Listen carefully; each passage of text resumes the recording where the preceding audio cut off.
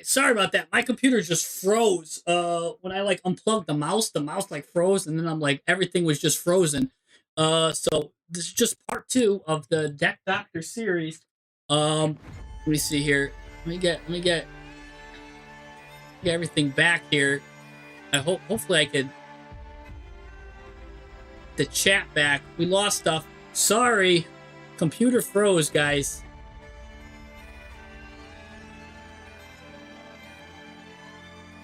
The computer froze. I was just doing so much stuff. Yeah, almost here. Everything's fine now. All right. So we're back. We're back on that one. The computer froze. I had to just take out the mouse and I don't know. It was weird. Like the battery in my mouse was acting funny. Then just stuff ended up going down. Anyways, I was looking at the Regenesis deck. Hopefully, the last thing I said was if we're gonna play Diabellstar, you got to go all in. That's where I left off on. We're going off of the top here. So again, if you had to wait another week, you could be heated. Yeah. Diabell. No, I've got the thing is the internet is at full power, so that's great. We're at full power, like StarCraft. Anyways, I would go all in on the Diabell stuff. One Sage, one Warrior, perfect. Golem, we're running 2 Lava Golems. A card I love to play with this deck is Dark Spirits Mastery. If you're going to play Lava Golem, play Dark Spirits Mastery here. Because what is good about Dark Spirits Mastery is Mastery can choose to either add Lava Golem or add Archfiend. So this, at least running it at 1, gives you that chance, gives you that option of what you want to run here. Yeah, so it gives you that option. So now we've got that here. The Winged Dragon of Ra package, great. I love that. True Sun God, running at 2/2/2. Just make sure you've got ways to get this guy out of your hand. Which the only way I see you getting it out of your hand is with Deception, which makes me really want to even add more Diabellstar stuff to make sure we get that. 1 Day of Peace is interesting. Neither player takes damage. Well, if you want to do your burn stuff, I think that's interesting. It puts you into a grind game for sure. I don't know how I feel about that, but I'm just gonna let it fly because that could be cool. 1 Day of Peace, and I love the artwork on it. So we'll just let it fly. Just because you might be onto something there. Fusion Tag. Not a lot of people know what this card does. You target a monster you control, could be anything, and then you change its name to Azamina. And then what happens is you get to basically kaiju. You get rid of one of your cards and you get one of your opponents, and that lets you go Saint Azamina there. So we've got basically this is a kaiju. But here's my thing. All right. Rafa, if you're gonna use this for the kaiju effect and get rid of your cards, why not just play a kaiju? Right? Why not just play Sticky Strings instead of this? Now you don't need to use your own monster. Sticky Strings has the magic number too, right? Where I know this is a great card. Don't get me wrong. This can't be destroyed by card effects.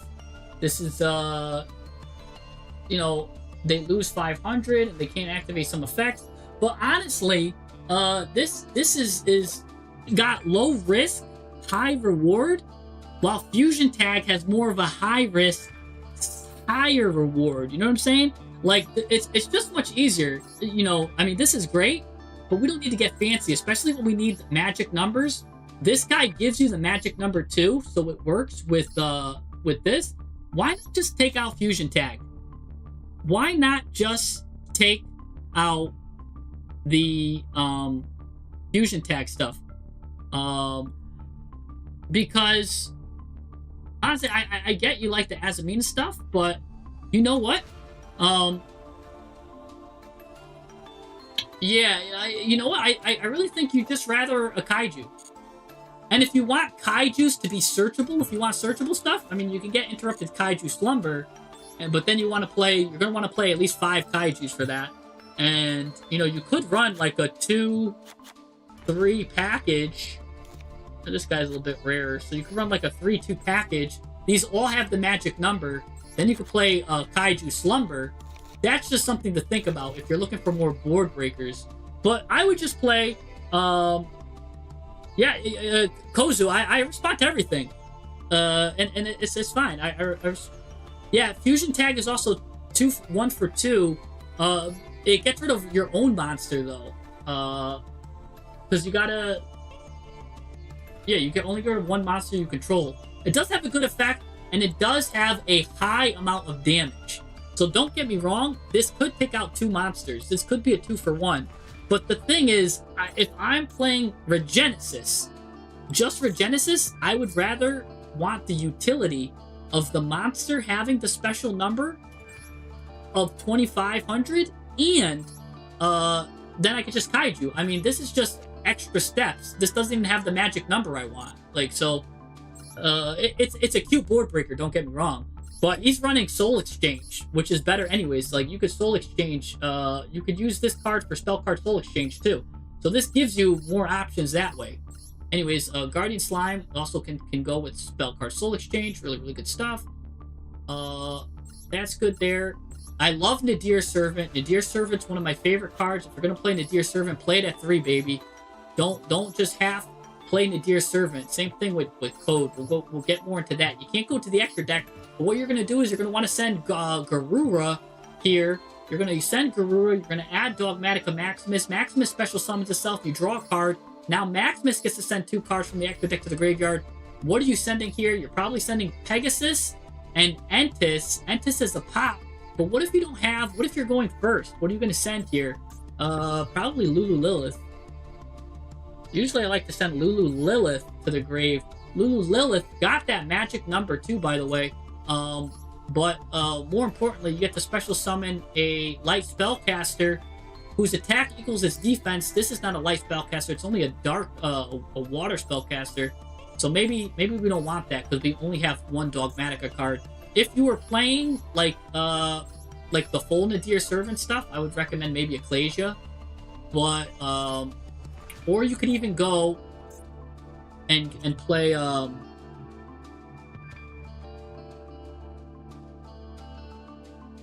what's her name? You could play Quem. Quem works. If you don't want to play Quem, you could also play Ecclesia, the fusion one. The Incredible Ecclesia is also not. Gotta find the right one. Sorry, they're so hard to find. This one, Blazing Cartesia. Sorry, you play Blazing Cartesia and you go into Gangrenol. Thing is, you don't have much extra deck space because Gangrenol has, like I said, Gangrenol has that magic number. You can send a light or dark. That also lets you send something like Malong to the graveyard. Malong basically brings the card back to the hand. The thing is, yeah, this extra deck is going to be tight. This extra deck is tight. So that's just stuff to consider. So let's continue. Let's continue going. So yeah, normally you're just going to send probably Wind Pegasus. Then, or yeah, you're going to send, sorry, you're going to send Garura. Garura lets you get this. This sends this, and you get 2 double pops. They probably won't let you do that if you're going second. So going first, you're gonna send Winged Pegasus. And what I like to do if I'm going first, there's a Chimera card I like to send. Look at this. Send this card if you're going first. Send Wind Pegasus and Chimera, the King of the Phantom Beasts. And you might be like, yo, why am I sending Chimera, the King of Phantom Beasts? Because during your opponent's turn, you banish this card, target a beast, fiend, or illusion in your graveyard, special summon it. Alright? So that means you can special summon Archfiend. Or I'm sorry. Yeah, beast, fiend, or illusion. So you can summon Archfiend on your opponent's turn. Again, that's another search on your opponent's turn. You could summon illusions. So you could summon, oh, you're not even playing her. You're not even playing Ela Silva. You could summon Ela Silva back on your opponent's turn if you're doing that, right? So you could do Ela Silva negate, then Chimera, get Ela Silva back. You have 2 Omni negates there. So you could do that. You could bring back even Typhon is a fiend. There have been times where I use Typhon, they go to the battle phase, they break it, then I just use Chimera, bring back Typhon, and they can't do anything. So Chimera, King of Phantom Beasts, is a great card to go into as well. So that is really good. Again, I don't know how I feel about the Chimera stuff. I personally, look at this. Look at how much thinner the deck looks and cleaner the deck looks when we thin all of that Chimera stuff. I mean, you got to take out this, but look, it cleans up your extra deck too, because you're having some extra deck problems. There's a lot of stuff. And don't get me wrong, I know I know this card is disgusting. Arise Heart is disgusting, and it instantly wins games on its own. So that's just for you to consider. That's just for you to consider. I'll put it back in. I just don't like the bricks in the 2-card combo deck. If our deck's a 2-card combo deck, I kind of don't like the bricks, right? And we get to thin our deck a lot, which means we see our 2-card combos much more. And I'd much rather go into the Diabellstar stuff than the Chimera stuff. All right, so let's keep going. This is great at board breaking. You're running 3 of these, which is perfect. Pinpoint Landing's a beastly card. Druid Swarm works with it. All of these guys come out with it. She comes out with it. Even he comes out. Guardian Slime comes out with it. So Pinpoint Landing, you can draw on your turn and your opponent's turn, and running it at 1, perfect tech card. True Sun God, great. Again, I don't mind it at all. Deception is good.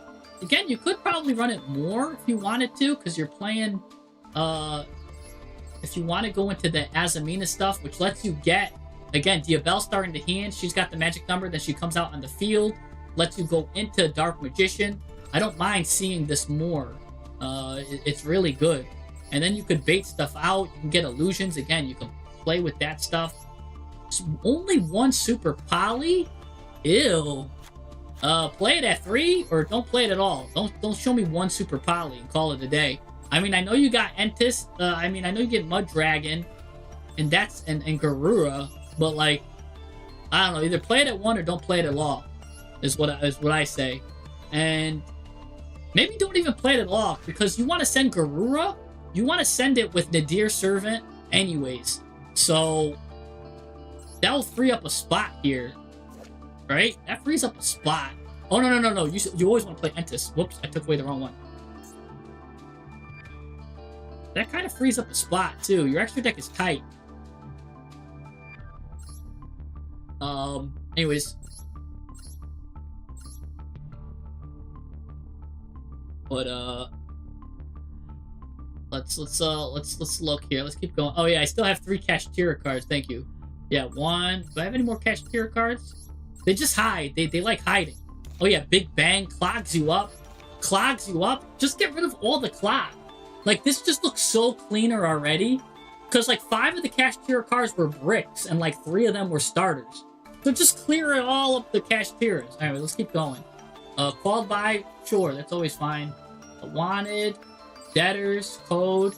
Debtors is interesting, but now if you're playing more simple spoils, it makes Debtors worth it. Gaze is good because, yeah, we want to play this. Evenly's great. Dragon's Mind is perfect. Regenesis Birth. Play this at 2, if anything. I love Regenesis Code. Because you kind of lock... There's a couple ways you can lock yourself with Nadir and Code anyways. So you're going to eventually get yourself locked. So that's another thing, too. Super Poly conflicts with... Because if you go first, you use Regenesis Code or Nadir Servant or something, now your Super Poly is turned off anyways. So just take Super Poly out. It doesn't really go well with this. Because a lot of times you don't go into the extra deck anyways. You wanna do the extra deck first, and it's like bonus stuff. Again, probably if you're not playing Fusion Tag, you can take this out. What this does mean is this does give you more options for extra deck. Again, your extra deck can be crazy here. I don't like zombie vampire. I just like when you were playing like this level 8, when you go into him, he can't go into the extra deck anyways. And your other level 8 cards are cards that I would rather just leave on the field. Because they come back anyways. So I don't think you need zombie vampire either. That was cute. That was like your personal spice, so I'm gonna leave it. Like that was like the flavor of your deck. But there's so much stuff we can do, I think. That this leaves you with so much more extra deck space for cards you could send with Nadir Servant, which I think is the way to really play this. Some good cards you can also send, right? Nadir Servant, you got Maximus. Again, then you can go into like Lulu Lilith's not a bad card to add. There is another Chimera card too. Because don't forget, when you go into Archfiend and you go into Lord, you banish a Regenesis card. So what happens is there's actually, you can also play this one right here. This one lets you special summon target a banished fiend or illusion, special summon it. So in case they use SP Little Knight on your Ela Silva, or they use SP Little Knight, or they banish one of your crazy cards, this one lets you just get it right back too. So these cards are good to send off of Maximus, right? Send like Pegasus and Chimera first, right? Start with that. Also, I mean, yeah, you could cut the sphere mode. The slime package could be cut, only because I don't see you getting that much. Oh, look at this. We're getting right to a 40 card deck, which I like in Regenesis just because it's a 2-card combo deck too. You probably could cut that because look, you have one kaiju here. These are kaijus in the sense that it's spell card soul exchange, so it kind of turns him live too. All of your cards have high level. Now, let's give you another tech card.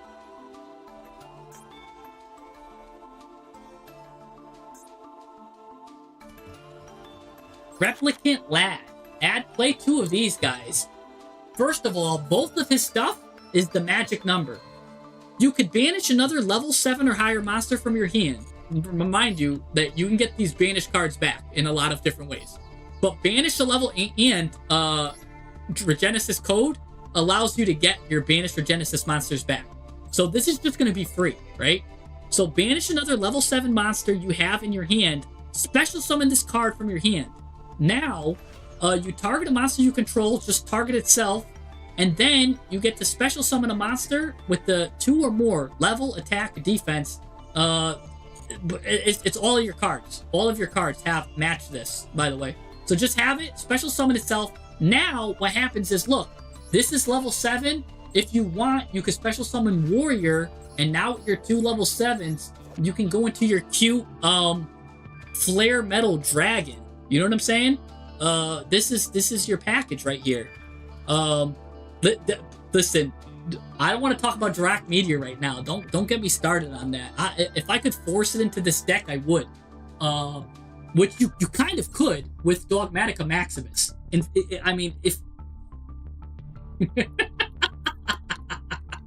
all right, just because the chat is really cooking right now, right? You could, if you wanted to, if you really wanted to.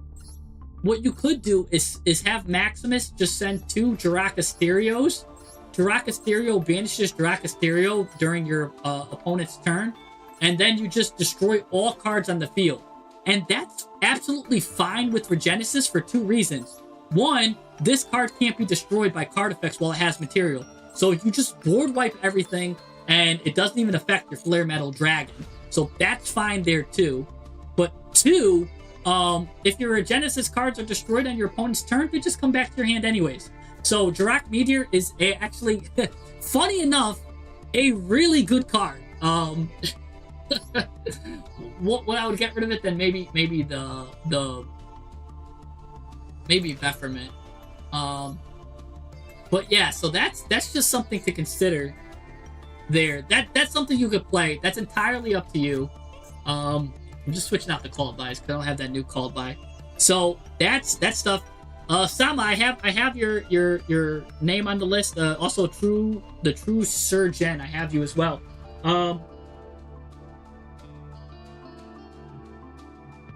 So let's see. Let's see. Um, definitely, I would go and do that stuff. Let's see. What else do we got?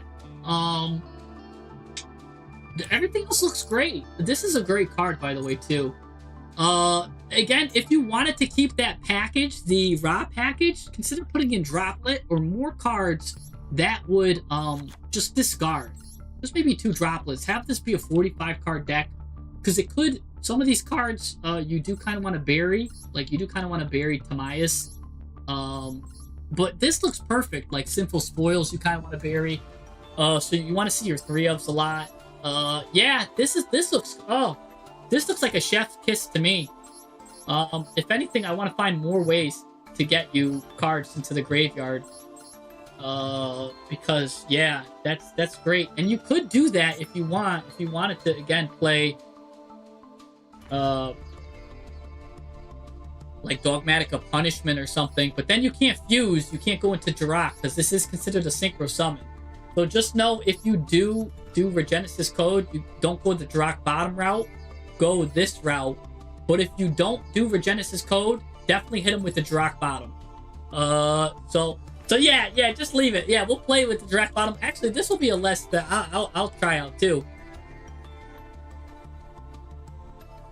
I'll play this Regenesis list. Because I love the way that is. Let's just see if I have. Do I have a Regenesis deck going? I do sometimes. Sometimes I make them and I delete them. Oh, here's a Regenesis list. Let's just take a look at my Regenesis list. I play Havness. Havness is a card because during my opponent's turn, I just get to discard 3 cards. I play an Eldritch package instead. I use Delta of Invitation to basically add Eldritch to the hand, special summon Eldritch. I do play a Skill Drain, and there can only be 1. I lean more into basically getting my cards back. I do play 2 Replicant Lads. I play 1 Magnum Mat, 1 Druid Swarm. I do play 2 Warriors, 1 Sage, 2 Dragons, because I do like to see them in my hand more often than not. 1 Pot of Desires, because again, everything just comes back, and these cards win on their own. You can see I'm playing the Bephrement package here. I do play the Lulu Lilith. I play Aggregator. I play more cards that can like do weird stuff. Like, cause I play some of these. This card is good to start. Basically, I Nadir Servant for Tri-Brigade Arms. Tri-Brigade Arms send Garura. So and then now that I have this in the graveyard, this does turn these guys on. So that is a way I turn on my extra deck. This is just how I play mine. You can also send Gangrenol to the graveyard to do stuff. Titanclad can go to the graveyard, which can special summon your Dogmatica cards.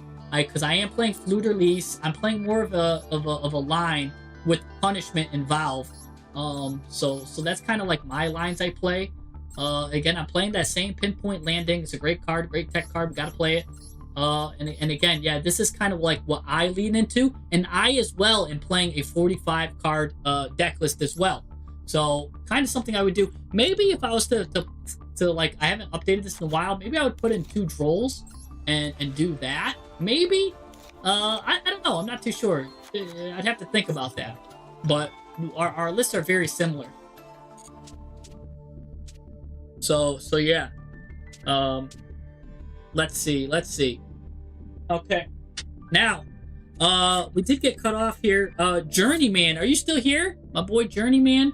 And then I want to take a look at Noble has a replay. Then we got Potato. Then we got Jelly. Then we got Curry Sama and the True Gen.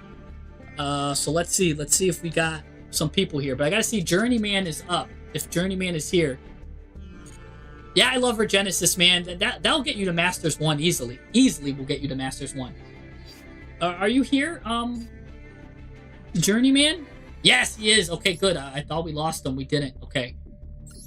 Successful surgery, right? Yeah, that was a good surgery. I love me some Regenesis. Legalis. Oh, I gotta hold on before I look at your deck. Mr. Diabellstar, I gotta make room. Oh no, I got room. Got room. The replay you have with Halder. Okay, so we'll look at that. We'll take a look at that. Let's take a look at his replay with Halder.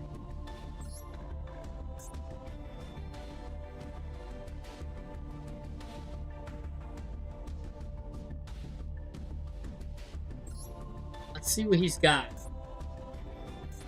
Oh, ooh. All right, well, we got Halder's the replay we want to look at, he said. All right, we've got Dragon Rulers. This is so here's the thing. I play Dragon Rulers and I love Dragon Rulers. I'm trying to get them to work. Like it's so you might be able to teach me something here. So you're using the Tenpai package with it, of course, which is really good at searching stuff. We're gonna banish the Fire Dragon here, of course. That's gonna get you another Fire Dragon. It's going to give you Burner here. You're going to send Burner with probably the Wind Guy. Wind Guy can activate in the graveyard too. What I do like to do too is actually sometimes I like to banish the Wind Tempest because that can just get you any Wind Dragon monster, which is good too. And I go into other stuff. But anyways, what are you going to go into here? Let's just let's see what you're going to go to. Biden is very good. Biden is so good at going first, believe it or not, because he's got that graveyard effect to make him come out. So let's just see what you go into here. This guy's going to come in. Tenpai, a lot of people think this is a go second deck. Tenpai can actually play good going first. And look at this. You're gonna do some stuff, which I like. Look at this, see? Tenpai can go into stuff. Now we've got two rank 7s, or we can go into a rank 7 here, which is going to go into Chasma. Chasma can become whatever it wants it to be. And it's going to become that, which is going to send a card. The blue one lets you send any card you want. Now we're going to special summon a blue card. We've also got the wind one in there. We did banish the wind. Ooh, that's a tech. I've never seen this be played here.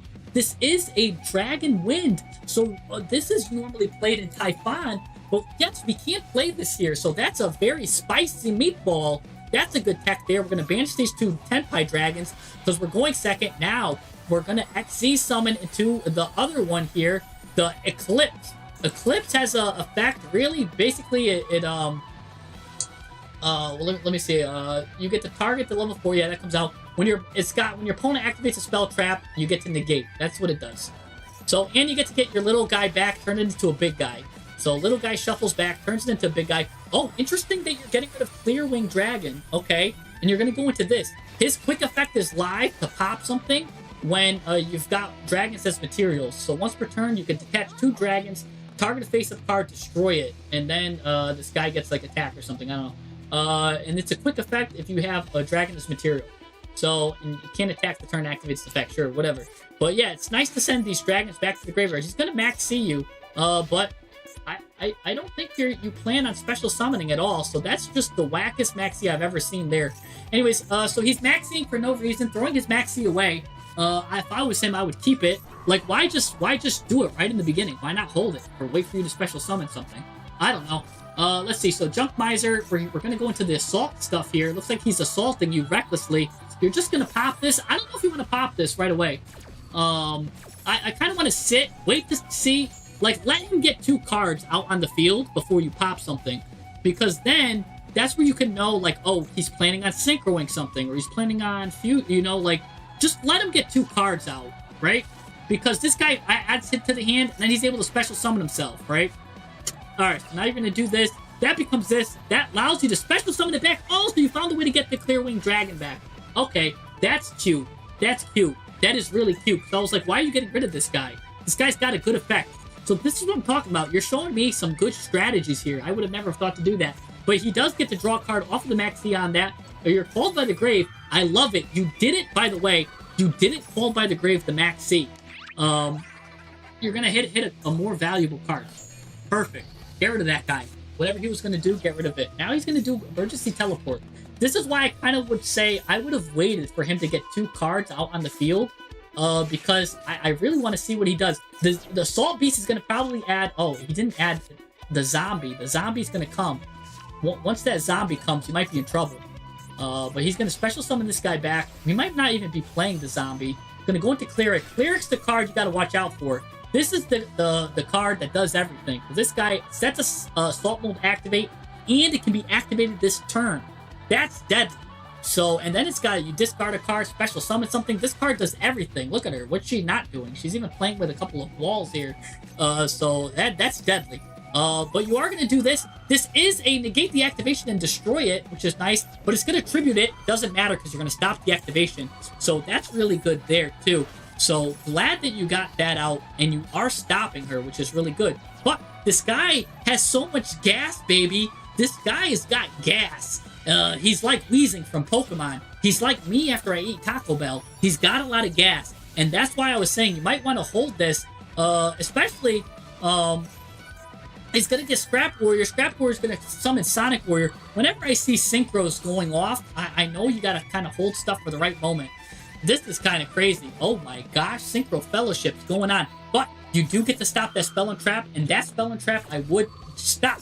Because that does, it like adds 2 cards. It gets a banish effect. It like calls your mom. Oh, but he had a second one. That's unlucky because he can only activate one per turn, and you stop the activation. So he's still going to combo off now, and here's it goes. This is why we want to stop that, because it gets all of these deadly effects. 3 plus 3 equals 6. What is he going to go into here? That's a 6. Oh no, that's a Junk Speeder. I'm sorry. This is the deadliest card in the game. If there's any card to stop, it was Junk Speeder. So technically, maybe he bluffed you out with this card, because I didn't expect him to get to Junk Speeder. I think I would have stopped that card too. We're looking at this in hindsight. Junk Speeder is coming out. When Junk Speeder goes off, you're in trouble. This is the card. It summons everyone that he's ever seen in his life onto the field. Like, if he even looked at you, like, once in his life, he's going to special summon you. Like, look at this. Look at all these cards coming out here. So this is deadly here. But you had Sheena. You had Sheena as the last-minute resort to stop all of this nonsense. But this is going to be crazy because everybody's going to go back to the hand. Everyone's going back. You've got nothing to your name. You've got nothing. But, well, you do have these follow-up with these dragons. Let's not forget that. All of his cards went back to his hand. That's crazy to me. What is going... He's still counting off? He's still counting off. Oh, he ends his turn, finally. What is going on? What just happened? Alright, he's comboing off. Set a bunch of cards here. At least you've got a lot of graveyard effects. 1, 2, 3, 4 cards that can activate in the graveyard. Plus you top decked another one here too. And the cards you banish have effects too. So yeah, whenever they banish, they're gonna add an Earth Dragon. And the Earth Dragon you add is Primite. Wow! This deck is cooking. Okay, we're gonna add Primite, get Lordly Lord here. Lordly Lord's gonna get Primate Fusion. What? You're playing a normal monster? What normal monster do you dare play? You play... Who is this? The Dragon Core Hexer here. Dragon Core Hexer is gonna get Tidal back coming out. Dragon Core Head. What are we going into now? Is this gonna be the world thing? No, it's the Blackluster Soldier, the Chaos. I thought you were gonna go into like the Dermatorge world thing real quick. But anyways, Lordly Lord is here. Oh, you're also playing Blue Eyes. Okay, what is going on? Primate Fusion to get this guy and this guy back into the deck. 2 normal monsters can give you normal. Oh, Light and Darkness Dragon Lord. What? That automatically negates. He's just going to negate everything that he sees, but he can't activate right now for whatever reason. Wait, why can't he activate his effects now? Does that... He can't activate stuff? I don't know why he can't activate his effects. Sorry, I'm getting lost in the sauce here. That just can't be destroyed, I guess? Okay, this duel is nuts. Guys, what is going on here? Alright, now he's got his effects back. He's gonna immediately negate. He's forced to negate. And he's forced to negate once per chain, too, though. So, this is interesting here. Oh my gosh. I'm just gonna enjoy this duel. Oh my gosh. He's gonna go into Clear Wing Synchro Dragon. Oh! Now that activates Assault Mode activate. Assault Mode activate, get this guy off the field. This guy's forced to activate here. You're gonna stop. He's gonna stop it with this. Oh. Now that's gonna be gone. This guy's got a lot of attack now. Uh-oh, SpaghettiOs. Oh no, now Stardust Dragon's here. By the way, this guy can't special summon a dragon when he's sent to the graveyard. He's got a little bonus effect there. You're gonna need all the bonus you can get here, because he's starting to amass some big numbers. No, he gets rid of that card too. Oh no, he's gonna send a card. He's gonna be able to get a Synchro 8 now on the field. Oh gosh. Is this going to be Stardust? Excel Synchro Stardust? It is. And it looks like he's going to head for the Baron to floor play. Going to get a level 2 back. Level 2. Oh, no. He's going to choose to be a level 1. He's going to get a level 9. There's the Salt Lynch. That's the guy I told you have to worry about. When that guy's in your hands, he does a lot of deadly stuff, too. That zombie stuff. We're going to go into a Synchro 9. Crimson Blader. Hold on. Stop the phone. What does this guy do? He's used in 0.006% of decks. So we gotta read it. If this card destroys an opponent's monster by battle and sends it to the graveyard, your opponent cannot normal or special summon level 5 or higher monsters during your next turn. That's gonna and oh no, but he's gotta destroy it by battle. If he buffs this guy up, all of your dragons are pretty much dead in the graveyard here. Tribute. Oh, he's gonna get rid of it. Never mind. He's gonna evolve into the better Crimson Blader. What does this guy do? Your opponent cannot activate the effects of level 5 or higher monsters special summon from the extra deck. Okay, not really that crazy. If this card is destroyed, special summon a Crimson Blader. Oh, okay. Oh, interesting. All right, anyways, this guy is gone now. Now we're back in the main phase. But he's got some graveyard effects of his own. This guy gets to add himself back. This guy's got it when a card effect is activated, quick effect, negate, destroy it. And he can just keep coming back too, because that's what Stardust Dragons do for whatever reason. He just keeps coming back too. This is crazy. The Hexer came back here. Let's get rid of some stuff here. We're gonna get rid of the Fire One. The Fire One's now able to add you a little fire guy. Tenpai is back. You thought Tenpai was gone? No, Tenpai is here. He doesn't want to see Tenpai, so he's gonna negate and destroy that. With this. Interesting. Red Eyes! Red Eyes is here? Oh, so you're playing Blue Eyes and Red Eyes? Okay. We're gonna go into an XZ monster here. Gonna go back into Chasma. Chasma is gonna just go to the end phase? Oh, because you can't attack or something? Why can't you attack? Oh, no, because he's got lower attack. That's why you can't attack. And you're kind of locked. But no, you could do this because it's only level 5. This is a rank 5. This guy comes back. That's gonna get negated and destroyed. And then he's gonna just come back again. Because it's the end phase, I think. And then this guy's destroyed. He's going to get you your little water guy back. Oh, no. There's Assault Sentinel. And he's got Lich. He's got Lich. Lich is deadly. You don't want to see Lich. See, look. Lich just gets the level 8 back. That's going to set this. You do not want to see Assault Lich. Oh, gosh. Now he goes into a 6. What? An Excel Synchron. That's going to let him fuse or synchro on your turn. And Assault Lich gets Assault Counter. Oh my gosh. He's going to level modulate something, reduce this level, and I don't even know what he's going into now. This guy could be going into my neighbor's backyard. He's going to go to Crimson Dragon. Crimson Dragon? What's he? He's got nothing to copy. But he's going to special summon something in the defense mode, and that Clear Wing Dragon comes back. He can copy this if he wants, but he can't. He's going to go to the battle phase with these cards in defense mode. Interesting. Wow. Okay, and then the dragon comes back. You got this guy's just gonna be annoying for you. You can't stop this. All right, you're gonna get Primate back, sure, but Primate, you know, he was good for Ash Ketchum. Here you go. You get rid of 2 of your dragons. This is gonna search you a win. Oh, the Fire Dragon package. This is my favorite package. I played this package with the Dragon Rulers. This is my favorite package to play. But he's going to negate and destroy. That's a shame. Because this is crazy here. So now that's going to negate, destroy this. Assault is going to do this. Now you get another stuff. Do you play? Okay, I was going to say, I was like, where is... oh, you do play Drill Beam. I was like, where's my boy Drill Beam at? Oh, shoot. Okay, get rid of that. You just makes that go away. And now Drill Beam, we're going to set... Red Eyes comes back for whatever reason. Okay, just to come out here. He's a normal monster, so that will turn on Primate Fusion, or Drill Beam. Keratic Seal of the Heavenly Spears. By the way, don't think I didn't forget. I did not affect. You still have a secret effect of this guy. He's getting ready to cook at any time. If your opponent does too many battle effects, he's going to come out. So I didn't forget about that, by the way. That's always burned into my head whenever I play against a Tenpai player, not to do more than 2 battle effects. What? We're on turn 8, ladies and gentlemen, and this is a back and forth slobber knocker. This is probably the best replay I've seen all year. Ghost Bell is coming out to stop Magdala from adding a dragon. This is crazy here. We got this going on. Battle phase. Little guy's gonna take out that guy. I would have never thought would have seen this guy. Now Drill Beam's gonna activate, finally taking out that Crimson Blader. End phase. We've got Red Eyes in the background, but he gets his Assault Dragon back again. This Assault Dragon is really putting its toll on you. Oh my gosh. And then, but you get this card back. And again, oh my gosh, Fet Wizard, thank you for the donation. I'll talk about that in a second. Yeah. This is nuts. Oh my gosh. This gets popped. This gets dropped. Tactics.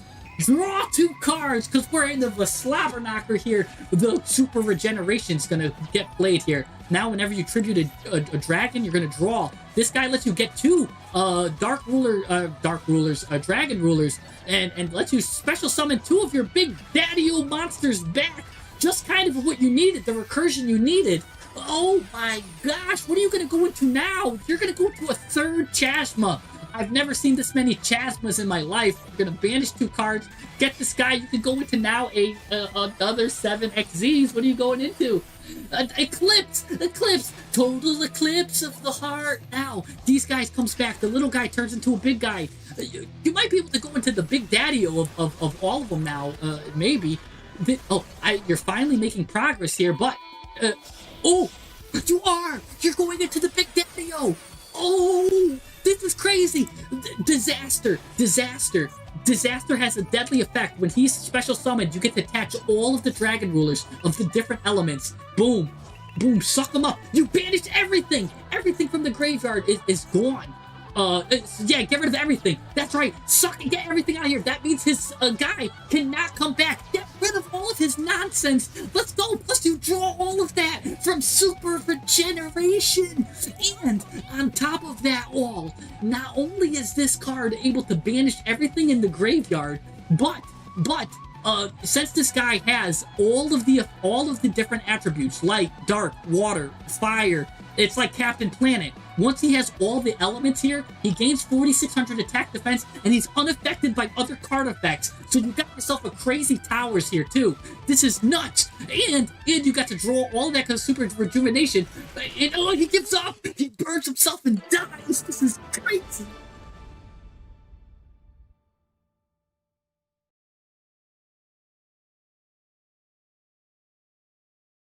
Talk about a replay, ladies and gentlemen. That's what I'm talking about. That's a bad baby. Oh my gosh. Listen, you're coming into the doctor's office as a doctor yourself. I gotta see your deck list. We gotta look. Let's take a look at the opponent's deck list too, because he had a mighty good deck list too. This duel was probably one of the craziest duels. This could have been an anime duel. This was legit an anime duel. I might just make a video on this duel itself. This duel had everything. This was legit the craziest duel I've ever seen in my life. It was the craziest duel I've ever seen in my life. Maybe I don't know. It was up there. It definitely takes the top 5 spot. I didn't know what was going on. Let's take a look here. Copy this.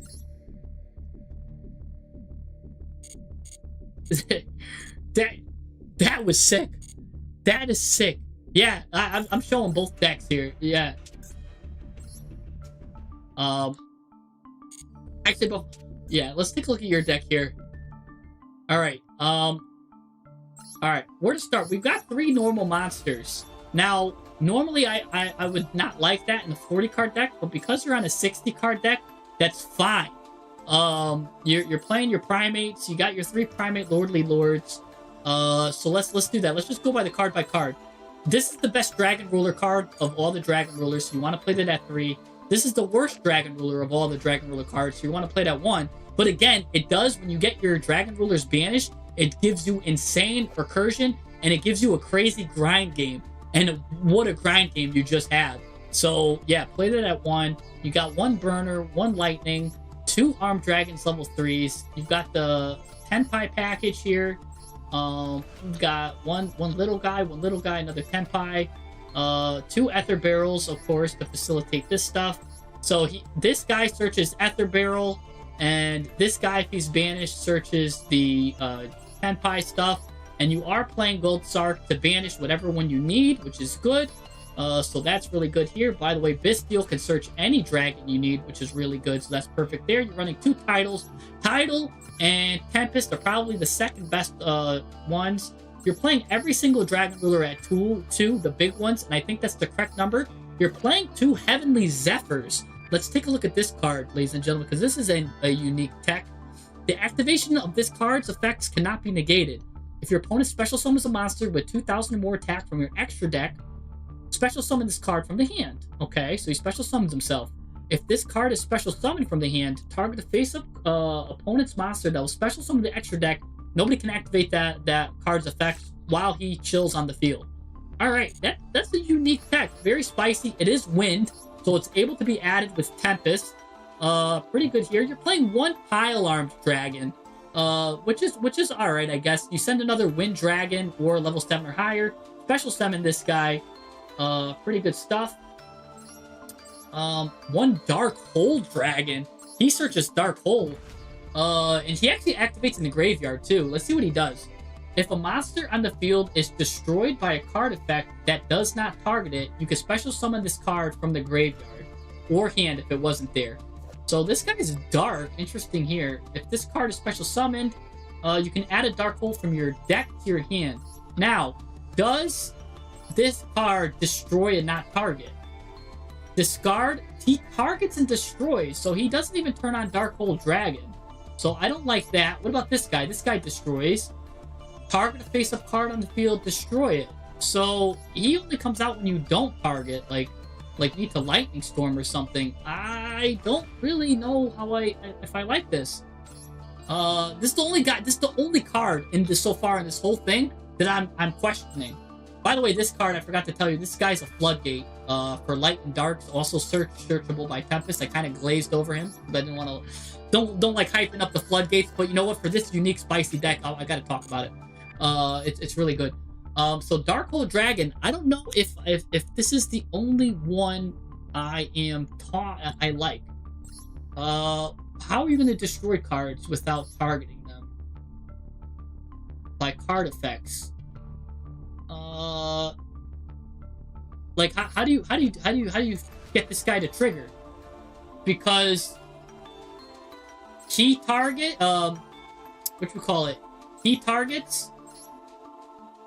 that sent monster becomes its effect to activate. Oh, I guess if you use Chasma to become the monster's effect, you don't need to target. Because this now, you just get to just. Oh no, you still got to target a card on the field, destroy that target. Liberating Ito's not a dragon though, so that's I kind of don't like that. Because you got to be banishing your dragons. So I would pick out Dark Hole Dragon and Dark Hole. Oh no, not Shia. You stay. Like that meme with the clown. Maybe take out those two. Gold Sark is disgusting. Grass looks greener is disgusting here. Lightning Storm, okay, sure, why not? Thrust and Talent's nice. The Primate stuff went well. Dragon Ravine, send something. Dragoonity, send a dragon monster. There's a lot of these guys with graveyard effects, so we'll take it. Armed Dragon, by the way, is a searcher. If it's sent from the hand to the graveyard, it basically searches an Armed Dragon. Why are you playing this one then to search? You're better off just playing Armed Dragon level 5. Honestly. Because he's never going to be out on the field. You're much better playing Armed Dragon level 5. The special one. Let me find him. Where is he? Look at this. Oh, you are playing him. You're playing 3 of them. Okay, never mind.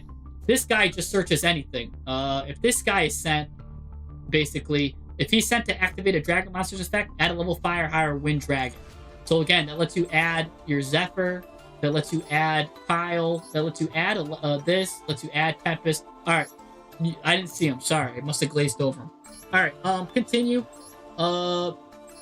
You're playing 2 Super Regenerations, which normally I would say not to play this card. Like, this card's like kind of win more, but I mean, with Dragon Ruler is kind of crazy and it pops off.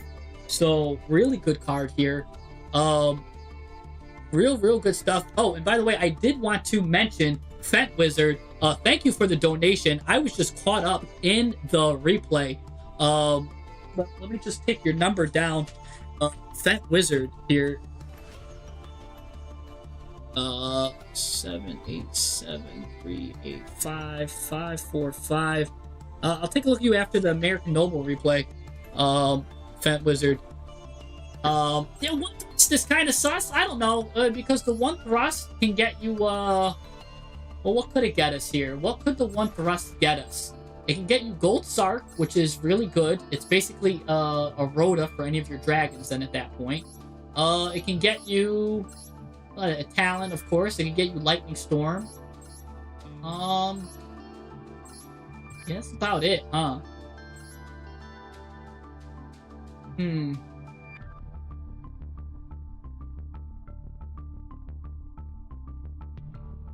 I don't know.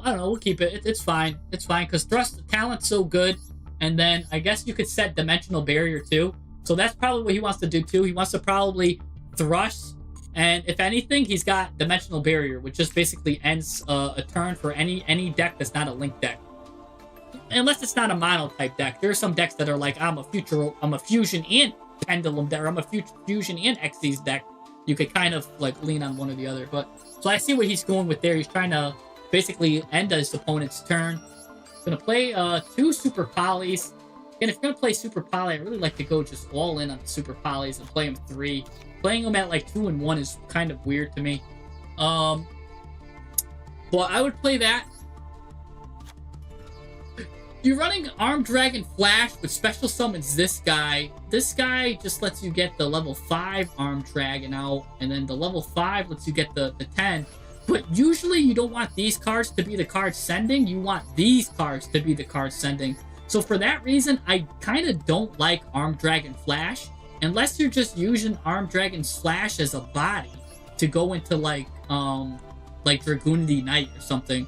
In that case, that's fine. So I'll just leave that, because that you still could do stuff with the body, go into like Heretic Seal or something. So that's fine there. It's basically 2 extenders. So for that reason, that's fine. That's good. Yeah, I do love the Armed Dragon package. I'm a big fan. When I was playing Dragon Rulers, I was using the Armed Dragon package. So this is really good. There is another card I want to maybe talk about. That's a level 7 Wind. Since you've got a lot of ways to add Wind cards, I do want to talk about this one card. Maybe you want to play it, maybe not. It's level 7 Dragon. That's Wind. And since you have space now, it's this guy right here. I don't know how to say his name. Noru Ares, the Vernal Dragon. If this card is in your graveyard, remember everyone in your mom sends your cards to the graveyard.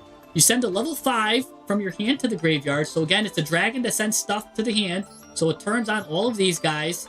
You send a level 5 from your hand to the graveyard. Special summon this guy, but banish it. And then what you want to do basically, you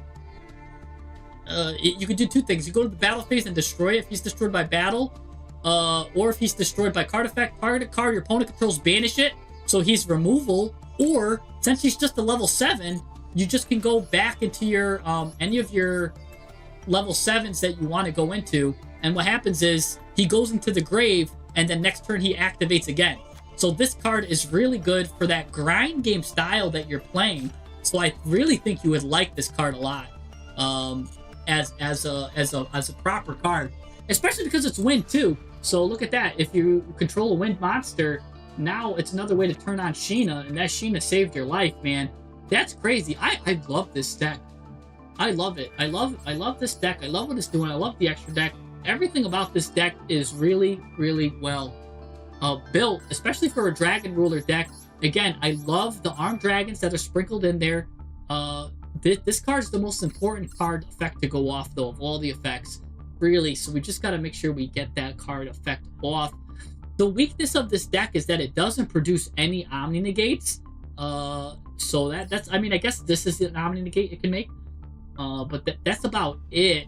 But you kind of don't need it because you get so much recursion from the graveyard. It's really cool. And you do get, like, negates. You found a way to get negates through Zephyr, which is really good. So that's good. You found a way to get extra deck monster negates. You found a way to get high level monster negates. You found negates this way. And then, of course, this guy can negate spell and traps. You've also got the big guy. So I actually really like this. I think you solved the problem that Dragon Rulers really have. And that's, again, sticking to the board. This is a really good deck list. Yeah, I'm gonna stick to it. I do think there is a couple of things like maybe these bricks kind of like annoy us a bit, but you kind of solve it with the Lordly Lord stuff. You know, you could get Ether Barrel involved then if you have these cards in your hand. If you don't have them in the hand, you could choose to pivot then into the Tenpai instead. Tenpai, of course, is also just a go second. Like, you could just OTK with Tenpai. So this deck is really well crafted and really well made. I think you got to give yourself a round of applause here. Yeah, you can play Max Metamorph, but I don't think you want to add bricks into this deck. This is a 2-card combo deck, and I don't want to add any traps to the deck that I don't need to add. I don't want to, because yeah, you could play Metamorph and all of his dragons. I mean, it's something to think about. You're right. Let's just look at Metamorph. So Max Metamorph will be able to basically turn any of your dragons into Red Eye's Full Metal Dragon here. But you gotta kind of hard find this card. This guy can put this thing face down. It makes your go first better.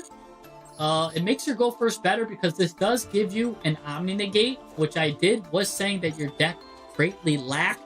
You can also add the Metal Flame Swordsman to search this, to add more searches, or like depending on how search heavy you need, you can add search cards. There is 6 cards that can be searchers in this deck to get you to this, to get you to that. That's something to consider. I won't count it out because you're on a 60-card deck. I won't count this out as a package you could play. So certainly, actually, it's not a bad package because it does get you an Omni Negate. The only thing is, it only helps really going first. Going second, this card is dead. A lot of these cards are dead going second.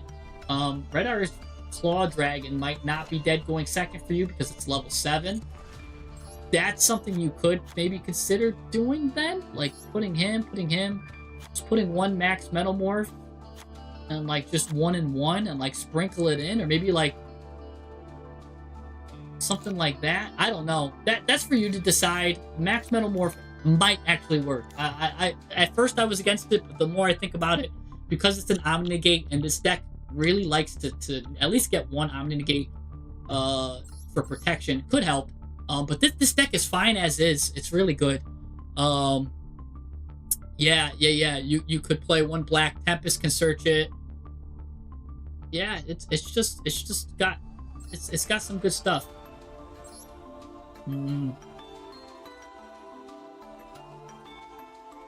Yeah. Tempest can't search it because you can just add any dragon from your deck to your hand. So I mean, that's cool. Yeah, you could play it as little as 1 and 1. But that will add 1 brick to your deck at the cost of an Omni Negate, and that might mess with the rest of your combo too. That's something to consider. We'll have you consider that. That'll be up to you.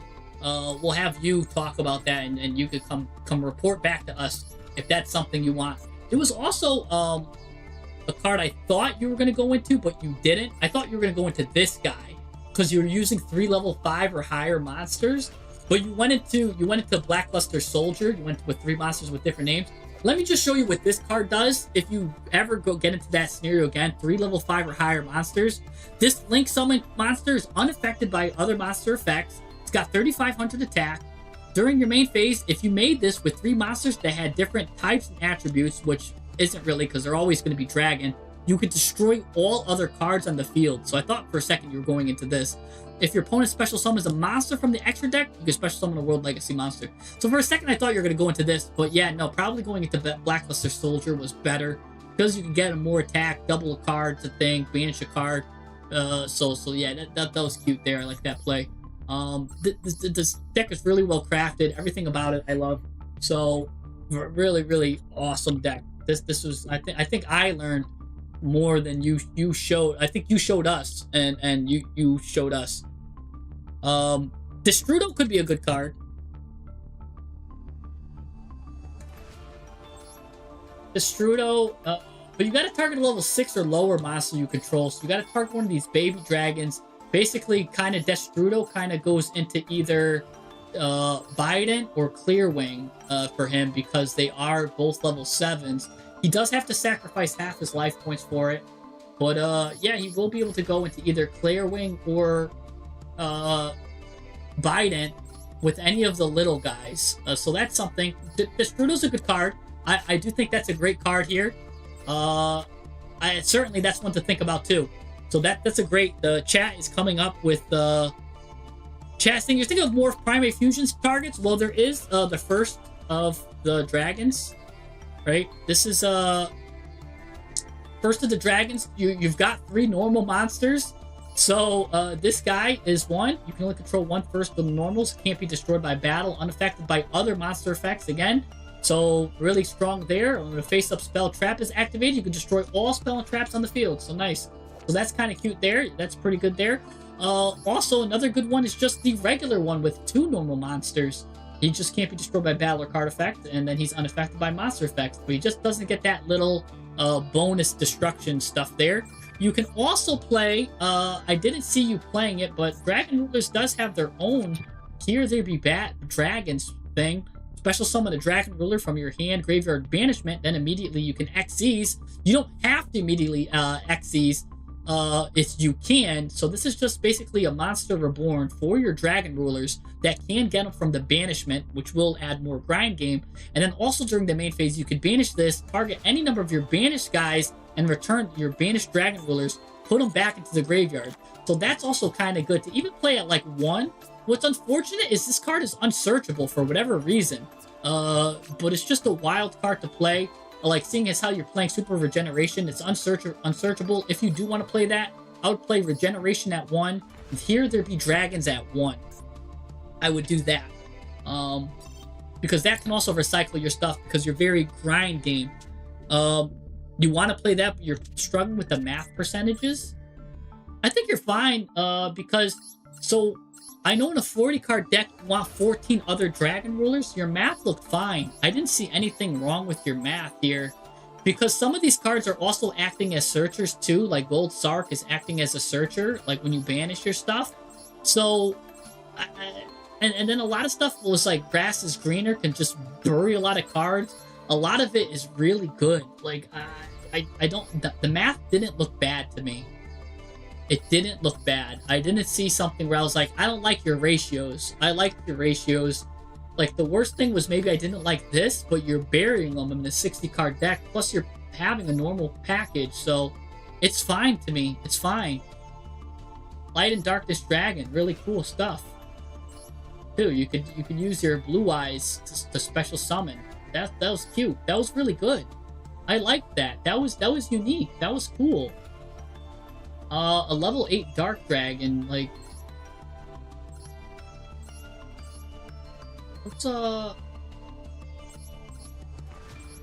level 8 Dark Dragon do you play, by the way? How did you even go into this? Level 8 Dark Dragon. This is level 7. Oh, he's level 8. Okay, so yeah, level 8. Okay. Interesting. Okay, yeah, good stuff. Good stuff all around. I do like it. Nice. Like to see it. He's a Dragon too. He's a Dragon Tuner also. Level 8 Dragon Tuner.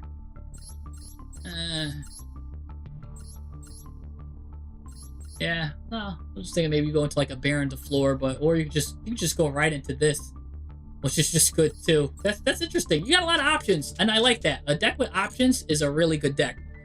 Ashen is really hard to play. Kozu is right. Ashen is a really hard deck to play. Yeah, that replay was sick set on, man. I'm telling you, that thing is broken. Yep, 0.06% chance. So, let's go into, we had a replay that I know Noble wanted to show me, and Wizard, we'll go into Wizard next after that. So let's look at Noble here. Noble.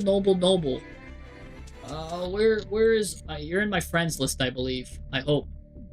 But if you're on my friends list, I hope your name is American Noble. I won't be able to find you. Elmo. Prime, Robin, Noble. Where's Noble at? Noble, can you put your friend code in if you're still in here? I'm not going to be able to find. This is like looking through a needle in the haystack here. This guy's redacted. Oh no. That means he got banned. Yeah, you guys unhappy that guy. Unfollow him. Oh, Let Me Cook's my name. Okay. I believe that's more at the top. I believe it sorts by like how often you played or something. Let Me Cook, yeah. See what replay you got for us? Which one is it? The Duelist Cup one or is it the Ranked Duel? Which one you got? And then after that we're going Wizard. Wizard, you're on deck. Wizard, are you still here?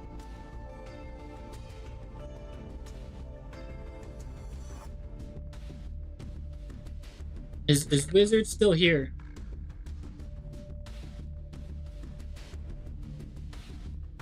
Two duels are fast. Alright, let's see. Let's just take a look. We're gonna go against BB. I love taking a look at duels here. Oh good, Wizard is here too. Alright, Fent, you're on deck. So he's gonna do that. Oh, I'm going too fast. Sky Striker. He's on Sky Striker. He's gonna probably just give you one draw only. That's fine. He's gonna add Sky Striker. You're gonna do this, which prevents him. Hold on. From adding a Sky Striker card. It negates its effect. Also, now if this card leaves the field, he's gonna take damage. But I don't think it will leave the field. But it might, because sometimes the Sky Striker will like to combo off. It will leave the field. So I believe will he take damage from that? Yeah, he does. Takes 2,000. So that's cool. Takes 2,000 from this. Ooh, we're on Ice Barrier here. And ew, all he did was add this? Okay, this guy is in trouble. He needed to add like and at least set a Widow Anchor. This guy is just basically asking himself to lose. Your deck is crazy with hand traps right now. You're gonna just send that to the graveyard. This guy can come back from the graveyard whenever he wants because he's got a graveyard effect that searches. This guy's gonna get him. We're gonna go into a Synchro 10 water here. Probably Lancia right away. I was gonna think it was gonna be Agrium, but it's not. You're gonna get rid of your hand trap because you like these hand traps more. And what are we gonna go into now? Oh, we still go into Migraine here. Migraine's giving your opponent a Migraine. Gonna go into the battle phase. This guy is deadly. That's gonna get this. This guy's gonna quick effect. You're gonna target this. Now that when you chain that, you banish it. That's really good to banish that card. Gonna go into 0. Now your cards can't be destroyed, I believe. They can't be destroyed by or banished by opponent's card effects. So he's just gonna add a card. But you will be able to special summon an Ice Shade monster. Probably the Floodgate is going to come out here. It's like the level 5 General or something his name is. Oh no, I don't know what Medium does. Forgive me. Your opponent controls 4 more cards and you special summon this. Your opponent can only play 1 spell and trap each turn. That's the way to turn off Sky Strikers. That's a good choice there. So yeah, what do I know? Bring out that guy for sure. I didn't even know this one existed. Why is her mouth open like that?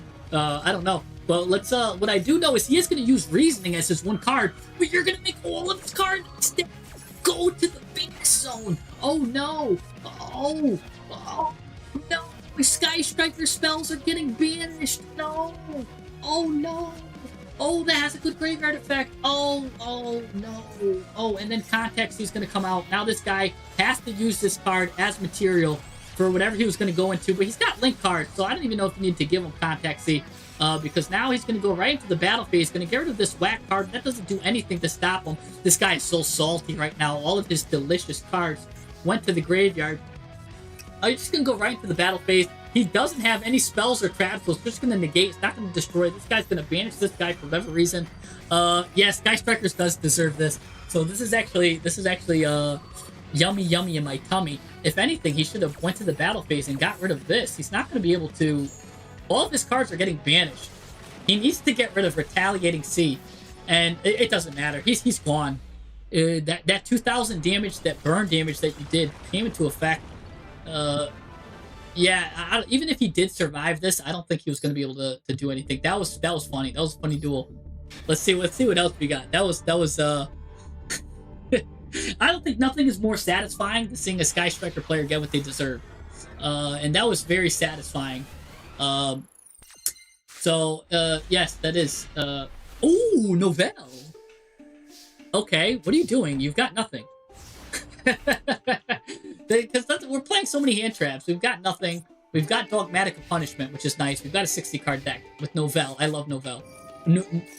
Okay. Oh, whoa, hey, whoa. Were we in 1992? My boy hit you with Sword of Revealing Light. I mean, he just hit you with it, bro. He hit you with it, had the animation and everything. Just for people who don't know, he cannot attack now for 3 turns. So nice. So you just got hit with Swords of Revealing Light. He's gonna show you 3 Blue Eyes cards, and Blue Eyes White Dragon this year. Contact C. Now, again, for anybody that doesn't know, he can't link Synchro XEs unless he uses this as material. And it's got a wonky thing. It's a level 6 insect. So, like, ew. Like, you basically got to go into SP Little Knight. That's your only out, is SP Little Knight to this guy. So you got to take these 2 and go into SP Little Knight. Otherwise, you're trapped. So let's see what he goes into here. Gonna go target that guy. You're gonna now use Max C. Okay? Because he's gonna do some special summon. And what's good is he's got to go into SP Little Knight. So you're gonna get 2 cards off of this, minimum. He's going to do Dogmatic of Punishment, try to destroy it with Spirit Dragon of White, banish it actually, but you're going to send now this card. It's going to get some good graveyard effects. Going to send, get you a Dogmatica card in the end phase. Now here he goes. You're going to do this. Retaliating C is going to send anything now to the graveyard. All cards are going to the graveyard now, basically. So that goes to the graveyard. He's going to get Chaos. That's not good. Because the Chaos Dragon does piercing battle damage. I'm actually scared for you. Okay, good. He didn't fuse. He's getting rid of this. This can get Max C, but you've already got this. You're getting Contact C's. What else is a good card? Since you're on this package, I gotta introduce you to the it's like Sneaky C. Sneaky C would have been really good here. Sneaky C is nice. So I gotta introduce you to Sneaky C. Anyways, you're gonna get this at the end phase. Dogmatica Maximus comes out. Alright. Yeah, so Sneaky C. Sneaky C is going to be nice, because that's another good card, especially since you already went through your Max C. So we're going to go into Pueltes de Novelis. That means Chicken Novell right here. Chicken Novell is going to add Chef. Chef is going to, well, it doesn't add Chef. It draws you 1 card you drew into Chef. You're going to send 2 cards to the graveyard. You're going to go, this card does have a Spell Trap pop. Novell will search the at table. At table will go. Can get you the spell here, the cookbook. Cookbook will come out here. Boom bop. Alright. Now this will let you turn everything to attack mode. You'll get to turn this back, get another card here, nice into that, destroy that spell and trap, which is nice. And then go into the battle phase, immediately this guy can cook off to go into the level 4. The level 4 can shuffle these guys back into the grave, back to the hand, shuffle those guys, and then you could target this. That's going to make him angry. Now he's going to go cook another recipe. He's going to go into Bay Grill. Bay Grill is gonna, of course, go to get rid of. Oh no, you're gonna go into Balanumuere first, which is a searcher. It's gonna add an Omni Negate to the graveyard, or get you your Omni Negate. So now you'll get your Omni Negate with this guy. Thank you for the subscription, by the way. So you're gonna target this guy. Now this is gonna go into Bay Grill. This is gonna get you an Omni Negate. This guy just loses. Oh, you don't even go into the Omni Negate. You go into something else. I don't even know what you're going into at this point. So yeah, you're just gonna hit him, quit him, and then he's only got 200 life points left. Now, normally, oh, you get the Omni Negate right here, okay. Now, this guy's got nothing left to his name. I don't know how he wins. Also, if there's a ritual monster, your opponent has to pay 850 life points, but this, he doesn't have to pay if he doesn't have enough to pay it, so it's kind of weird. So that's not going to be able to destroy him, unfortunately. So he is going to go into this. Let's see what he does here. Got a little dragon. You got another Contact C. That's annoying for him. Going to put it in attack mode. This guy can special summon itself. Yeah, he gives up. Yeah. This is nice. I do love that. I do love. I run. I have so many packages that I play with. My Novell deck. Novell is such an underrated deck. People sleep on it all the time. Where is it? My Cooking Mitsu deck here. It's Mitsurugi with Novell package, and you use basically all of this. The Novell cards are just so good. So good. Plus you get the Omni Negate here. There are times where I had like, I think it was like 10 cards in my hand, thanks to Novell package. Really good, strong stuff here. This is how I play this. And then yeah, Angry Burger, such a good card, really consistent. Makes this deck so consistent. Same thing with Miracle Raven. Plus the Herald stuff can go with this. Add whatever you need. This deck is so consistent. You think you're playing all of these are bricks, but they're not. It's really good, really strong. Chef is also a light fiend, by the way. For those that don't know, you can go into Fiendsmith. Anyways, let's go into now Wizard. Wizard is here. We're gonna go into what Wizard got for us. Wizard, what you got? What Wizard got for us? Let's see. 787-385-545. Wizard's name is Dom. Let's give him a nice little file. He's got the Baguska stuff. He's got a ranked duel. He's playing Tenpai Fiendsmith against Yummy. Yeah, well, it should be the only one. Okay. Yep, we got Tenpai Fiendsmith here. It goes second. Alright, you're just immediately gonna do this on the draw phase. So I'm always conflicted with that, right? Doing it in the draw phase makes it so that they can't talent you, right? But that does always turn on K9. And I don't know if I like that. It doesn't matter, I guess, because he's hitting you with Ash Blossom. But I don't know. I mean, it's not like people are running Psy-Frame Gamma anymore. And talent is not that common. But, ew, right, of Asmir. That's interesting. That's a way to get Omni Negate. Special summon this. Okay. That's gonna get a Draco back. I haven't seen this engine in a while here. We're gonna get the Omni Negate Griffin Rider here. Special summon itself. That goes to the graveyard. Attaches itself to the normal monster. I still remember how it works though, like it's yesterday. I used to play it all the time with my prank kids. And then yeah, here we go. So it's the same thing kind of with prank kids. Use this to isolate your plays. Gonna go into this. Now you've got some cards to play around with. Got an Omni Negate and some cards to play around with. Now he's got some stuff here. Gonna go into his yummy stuff. Yummy, yummy in my tummy. Gonna see some yummy-licious stuff here. Yummy Way comes out. Yummy Way. I wonder if he does anything with these bodies, though. I'm very curious to see what he's gonna do. Gonna go into Sprite Elf. Sprite Elf. Let me just switch to the controller here. Sprite Elf adds this. Okay. Alright. Finish your rank level 5. Going into Predaplant Verdi Anaconda, surely he's not going to use that right now. He is. He didn't set up Herald. Normally, I thought you want to set up Herald. Okay. Not setting up Herald. Gonna go into the Red Eyes Fusion. Gonna go into Dragoon here, making it the hard way. I like making it the easy way with Gaze. This guy's gonna make it the hard way with that. Gonna go here. This is gonna add another Rite of Asmir to give him some follow-up. And yeah, what does he got? So he's got, hold on, he's got a lot of stuff here. An Omni Negate, an Omni Negate, 2 Omni Negates, protection. This guy kind of really didn't need the protection. And some yummy stuff. Alright, it's actually a pretty deadly stuff.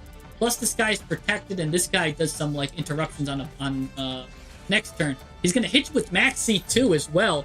You're gonna Ash this. He's gonna negate it. See, this is what I think is bad. I think that he should have just like, you've got your board set up. What do you really need to draw into at this point? You know what I'm saying? Like, I would have just let that Ash Blossom take care of the Maxi and just keep my 2 Omni Negates. He lost a crucial Omni Negate. That's a bad play by him. So yeah, he loses that thing. But now he's got Maxi. Maybe he's got hand traps. Maybe he's playing a hand trap heavy deck. But look, now he's got to use it. He's got to use Regek, or he's got to use this as 1 Omni Negate left. I would have felt much cleaner, much safer. Because now look at this. Talent is going to go. You could probably even just draw 2 here. Yeah, draw 2. You don't even need to take control of your pathetic monster's card. Actually, I probably would have, since you have Sanguine and Fiendsmith in your hand, I would have said, I'm going to take control of an opponent's card. So then when he tags out, you just take control of his Yummy card. Right? So, because he's going to tag out, just take control of his Yummy. That's going to do 2 things, too. If you took control of his Yummy here, he would have got Snatchy and this. And when this would have resolved, you just take Snatchy. He doesn't even have 2 Yummy cards on the field. So now, because he doesn't have 2 Yummy cards, he can't use Yummy Surprise. Which means you could target 2 light beast monsters you control. He can't. You turn off his Yummy Surprise. So you take that, you turn it off. But I guess Bright Elf is here, so he could still kind of get Yummy back. But again, taking stuff would mean you could take a Sprite Elf. It's kind of interesting that way. No, I'm not saying target Dragoon. By the way, this doesn't target. This just takes control. So he could take control of Dragoon if he wanted to. And the thing about Dragoon too is, the thing is, this is once per turn. So even if you took control of it, you wouldn't be able to do this. The only way you would have been able to do it is if it said you can only activate this effect of Dragoon once per turn. But because it doesn't say that, if he took control of Dragoon, you wouldn't be able to use his negate. So, because that's once per turn. Anyways, but yeah, you could have stolen Dragoon if you wanted to, but no, I would have stolen maybe the Yummy to prevent him from going into more Yummy stuff. Because he doesn't have any more Yummy stuff, he would have been able to steal it, and I would have liked that. It's still, this card still would have been live because of Sprite Elf, but it's okay. You draw into Sinful Spoil Subversion anyways, which is interesting here. So let's see. Gonna go into Sinful Spoils here. Sinful Spoils is gonna. See, you're gonna target it. He's just gonna tag out now and go into a different Yummy. See, and I think if you just stole it, if you would have stolen that, you wouldn't even have needed to worry about that, and you would have been able to like move Sprite Elf into the backfield or something. So yeah, anyways, gonna go through that. Gonna go get his Yummy stuff here. Fiendsmith, it's Fiendsmith time now. And here he goes. He's just gonna grab a Max C now for whatever reason. That means this Yummy Cupsy Yummy Way is dead because he only has 1 Yummy card. What's he doing? Why did he even do that? That was not a good idea. Oh, all of these Yummies, yeah, he doesn't have any more Yummies to bring back. That's a foolish move by him. Now he's clogged up, and this card is dead. He just turned off his own card. He just turned off his own card. You're playing under Max C here, but again, I don't care because he did everything he wanted to do anyways, and you're gonna go for the OTK. The only card you need to be scared of at this point is Nibiru, which Nibiru's not really that great a card anyways. So yeah, go ahead, get your game on as dual Jaden Yuki would say. You're gonna fuse, gonna go into the level 6 fusion here. Lacrima's gonna add back the fusion here. Again, I don't mind you getting all of these cards, or giving him these cards, because he did what he's gonna do anyways. So yeah, we're gonna go now into Willow. What the heck? What does Willow do? Quick effect, target a card in your opponent's graveyard, then either return it to the deck or special summon it in face up or face down position. Who are you gonna try to take? You're gonna take his Dark Magician. Interesting. Are you playing Dragoon? Alright, oh. Alright, yeah, he hits you with Ash Blossom now, okay. That's fine. You love to see that get used there, especially because you got Kaiman ready, willing, and able to go. Kaiman's going to add Tenpai, Tundra. Now Tenpai's going to go off. And we're in battle phase now, so he can't even nib you. He cannot even nib you. Sanguine Summoning, put that face down. That's cool, because you don't even need it. You're just going to pop everything. That's going to be protected, by the way. It gets 1 turn of protection, and then that activates.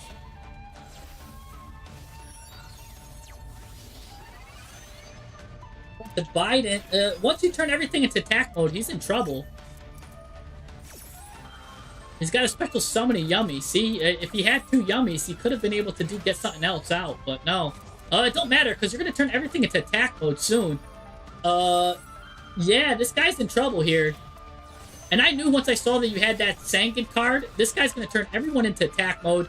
And I hope you smack him in the face with Max Z. Oh, he's... Ew. He can't even accept it. He can't even accept getting smacked, his Max Z smacked in the face. He cowardly leaves the game before you could smack him in the face. Look at that. Oh, what a coward. Anyways, let's take a look at the deck list here.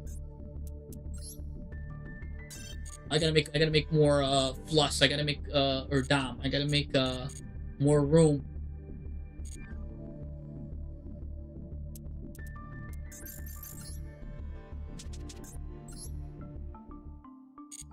That deck I might want to look at for a little bit. Let's get rid of my Striker Cats for now. Actually, Striker Cats is cool. I'm building this deck. Let me get rid of... Let me get rid of this second version of Flame Swordsman.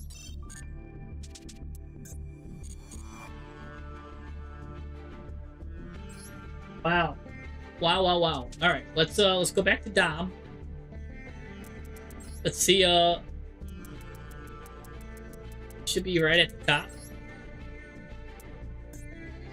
Take a look at his deck, copy it. Let's see if we can make it better. Let's see how we can improve it. Let's see if we can doctor it up. Alright. So you've got 3 of the Feet Ash Blossoms. That's actually... Normally I don't like playing hand traps, but if you're going to hit them with the Feet Ash Blossom, that definitely breaks their morale. I'm just putting them out because I don't like seeing the black cards. So, yeah, 3 Ash Blossoms, alright. Tenpai stuff. Tenpai. Gonna go in. You were playing Dark Magician, so that's funny. So you could have actually... yeah, you could have banished his own Dark Magician and went into Dark Magician of Destruction, funny enough. Let's see. So we got this. We've got this. We've got a Santa Claus, which is nice. You can search that with Fiendsmith Track. So that's really good. A searchable Kaiju. 2 Engravers. Diabellstar. Some Regeki. Harpies. We've got this. If you're gonna do 2 Regeki, you might as well do 1 Regeki. 1 Regeki, 1 Lightning Storm. I like Storm better. Only for the fact... Not Strom, Jesse. Storm. Oh my gosh. Can't spell. I like 1 Storm better than the 2 Regekis just because this has the option to take out Spell and Trap. So it gives you an additional option to hit your opponent with, like, if they're like Labyrinth or something, to really just make them, force them to do their plays. So it's just a bit more versatile. It basically does what Regeki does. You just can't control any monsters, right? You know what I'm saying? You just can't you just can't control any face-up cards, really. It even works if you control a face-down monster. But yeah, so I would use Lightning Storm over Regeki, especially since you're pretty much going second here. Thank you for the sub here. You want to add the new draw engine of Radiant Typhoon? Well, let's see. Let's see how many cards you got. You're going to thin yourself 3 cards. So you got a 37-card deck, technically. But you've got, let's see how many... You don't have any quick plays. You've got 3 quick plays. If you, like, yeah, I only see 3 quick plays. I wouldn't put that draw engine from Radiant Typhoon in, just because you need more than 3 quick plays. You're going to have to play... He would have to play the package, which would be, it would be like 3 Super Poly, 3, he would need this. He would need 3 of these, 3 of these, but his extra deck is already tight, so he can't play the Super Poly part of it. He would need to play the Sky Striker part of it. And what's cool is, though, you could play that because Sky Striker plays well with Tenpai anyways, so that could be something to consider, but it looks like he wants to use Fiendsmith instead. And Fiendsmith uses up a lot of the extra deck, so let's not do that yet, because he wants to do Fiendsmith stuff. So that would change the core of his deck. I don't like changing the core of someone's deck. The Tenpai stuff looks good here. If you want more searchers, you can always add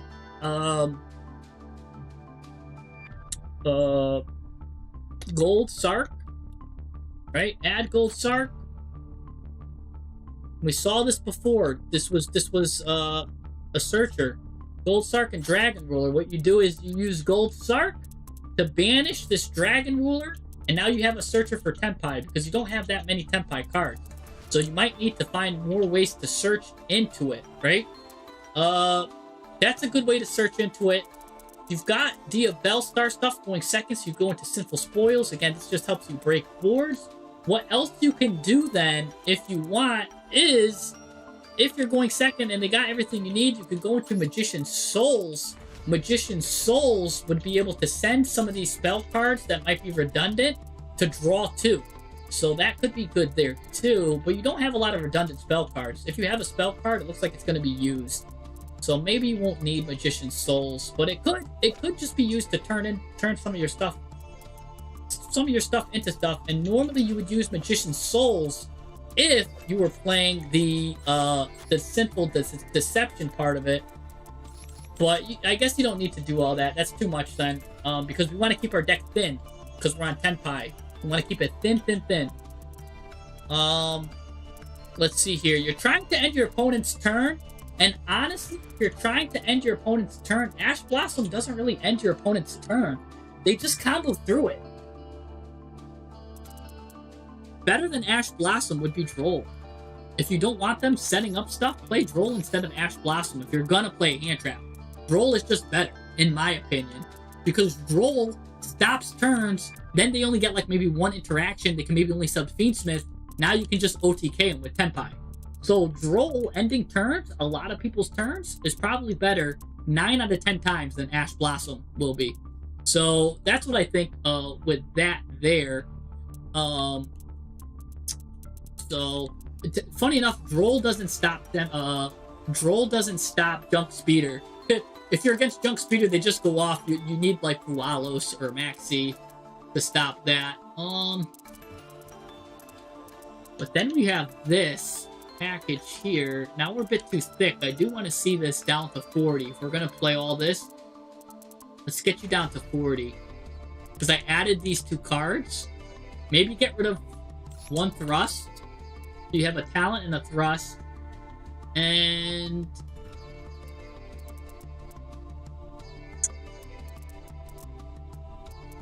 get rid of a talent and a thrust. Since you're dedicated, go second. This is fine. That's good. Yeah.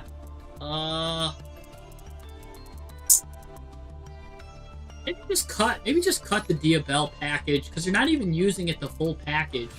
I'll let you cut that. We'll let you add like. Yeah, you could cut that. That gives you more extra deck space too to do some like extra decky stuff.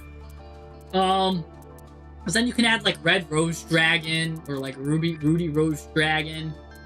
Yeah, I would cut that down then. Let's you go into Fiendsmith. Since you're using this guy too, you could go into Agumde. Agumde is really good. It gets you into a grind game package. And then you got Heretic Seal. You've got this. You've got this. And now it gives you another extra deck slot to play around with. I don't know what extra deck slot that would be. I don't know what card that should be yet. But there's probably something we'll think of to get it. You've got 3 of these. Let's see.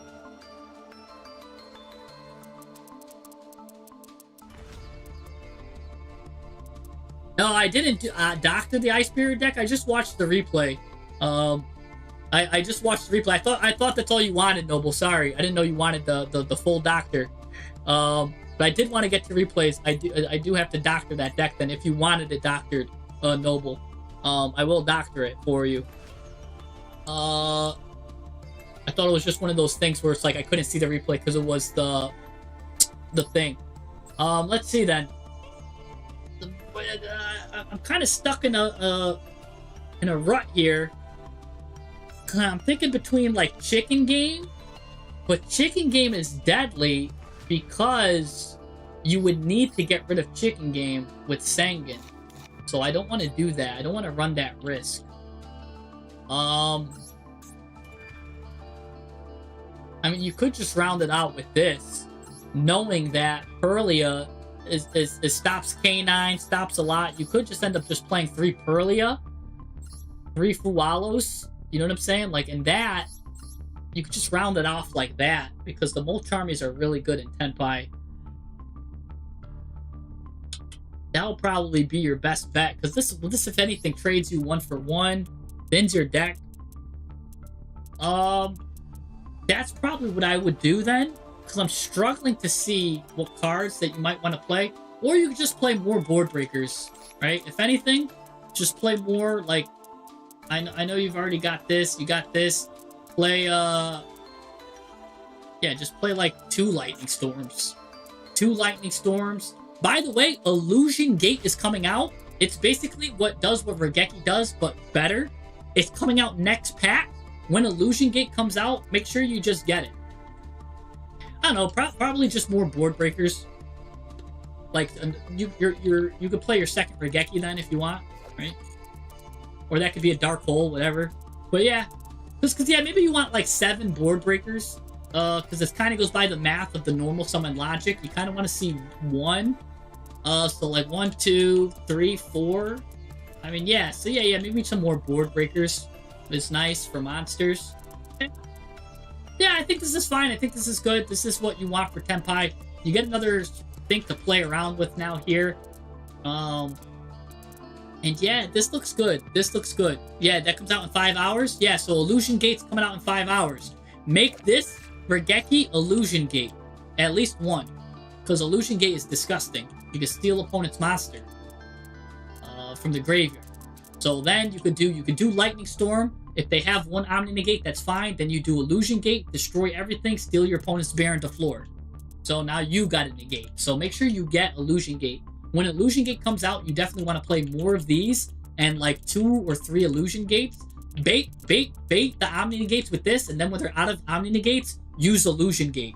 And that's pretty good. Illusion Gate is once per 2 duel, but you want to play more just in case they have an Omni Negate. So if you draw 2, you use 1, they Omni Negate it, it did not use your once per duel effect, so you could do a second one.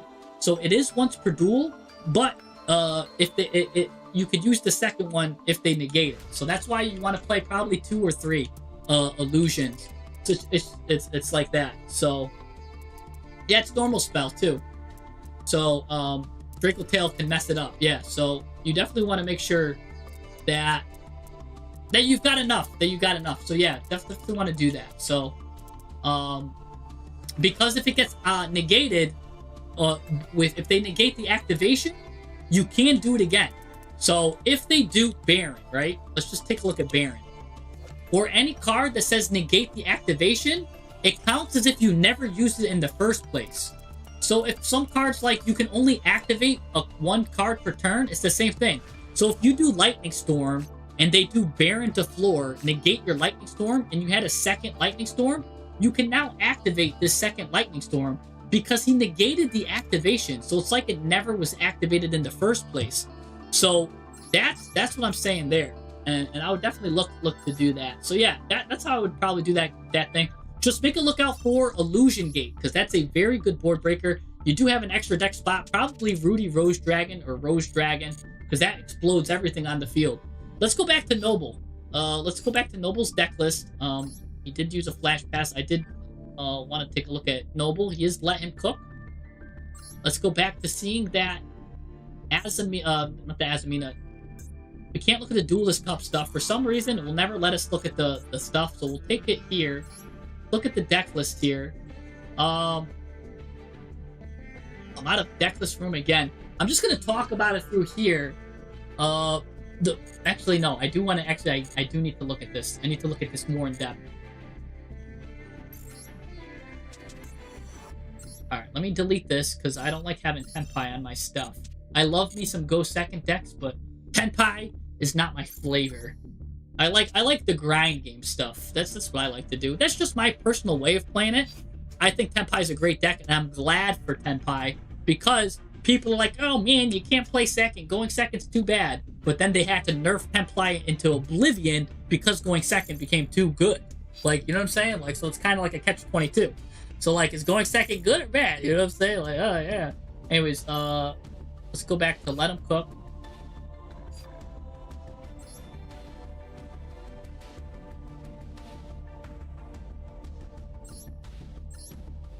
We got so I can only mess. I can't mess with your ice barrier deck. I can only mess with this one, Noble, because this, remember, this is from the Duelist Cup. They hide your stuff. They hide it.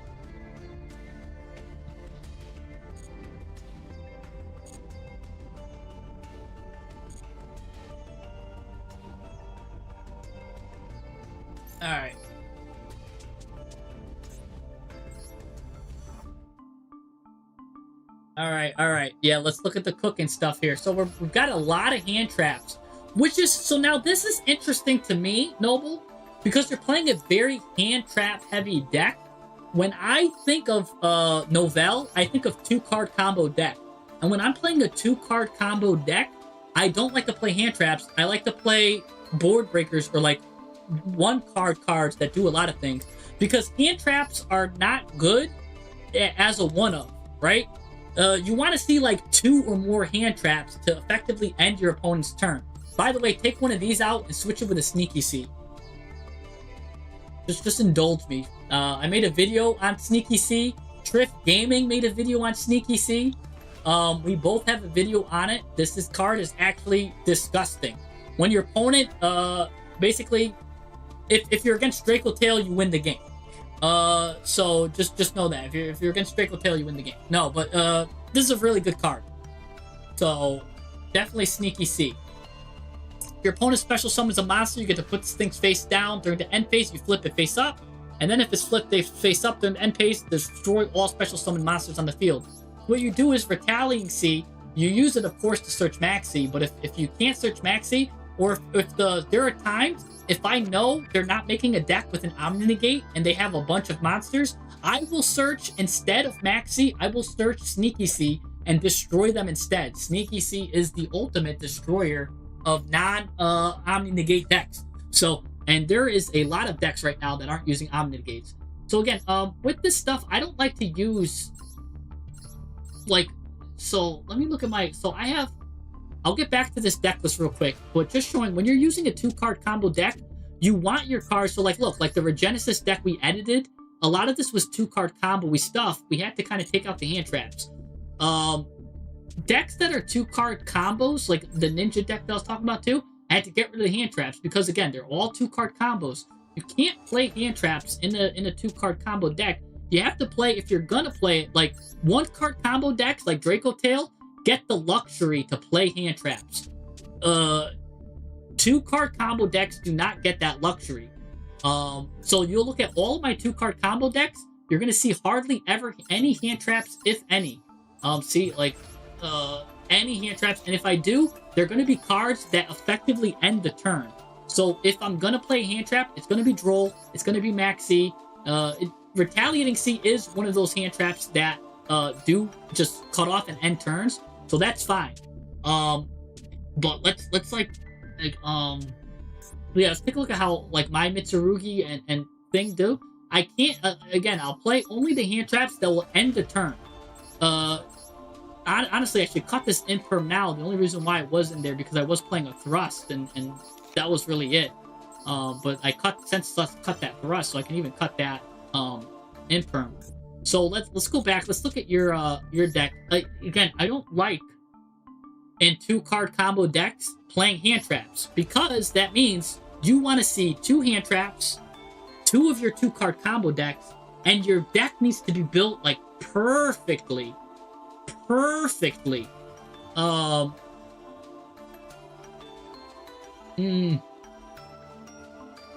Yeah, so yeah, so I would do that.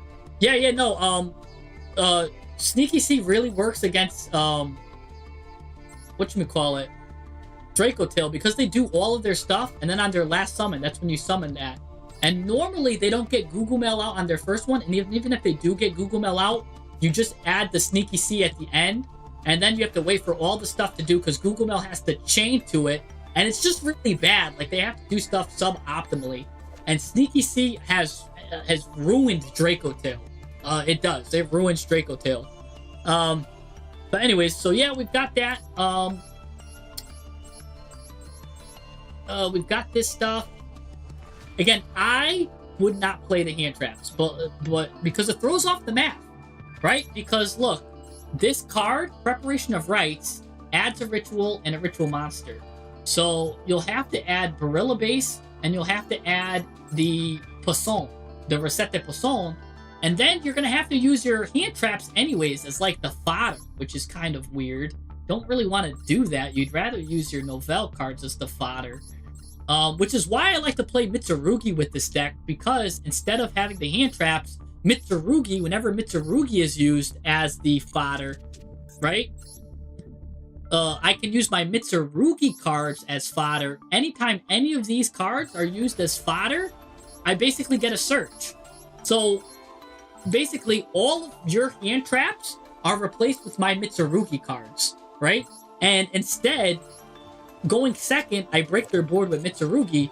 Going first, I use this stuff, and at the end of the turn anyways, I'll go into a Hope Harbinger, which is basically better than my Ash Blossom hand trap I would have had anyways, right? Because now I got a Spell and Trap negate. Now I've got a, I can either do Photon Lord if I want, but I don't need the Monster negate because I have so many negates. Mitsurugi going first gives me more interactions than if I had Ash Blossom going first. So already, I'm better off there. And then going second, Mitsurugi is better going second than having Ash Blossom too, because it breaks boards, it sets up stuff, it like gives me layered interactions.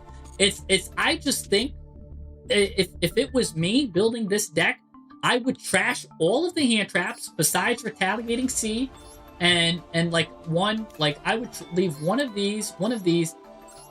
Again, because we're a one card combo deck, I would get rid of all of these hand traps.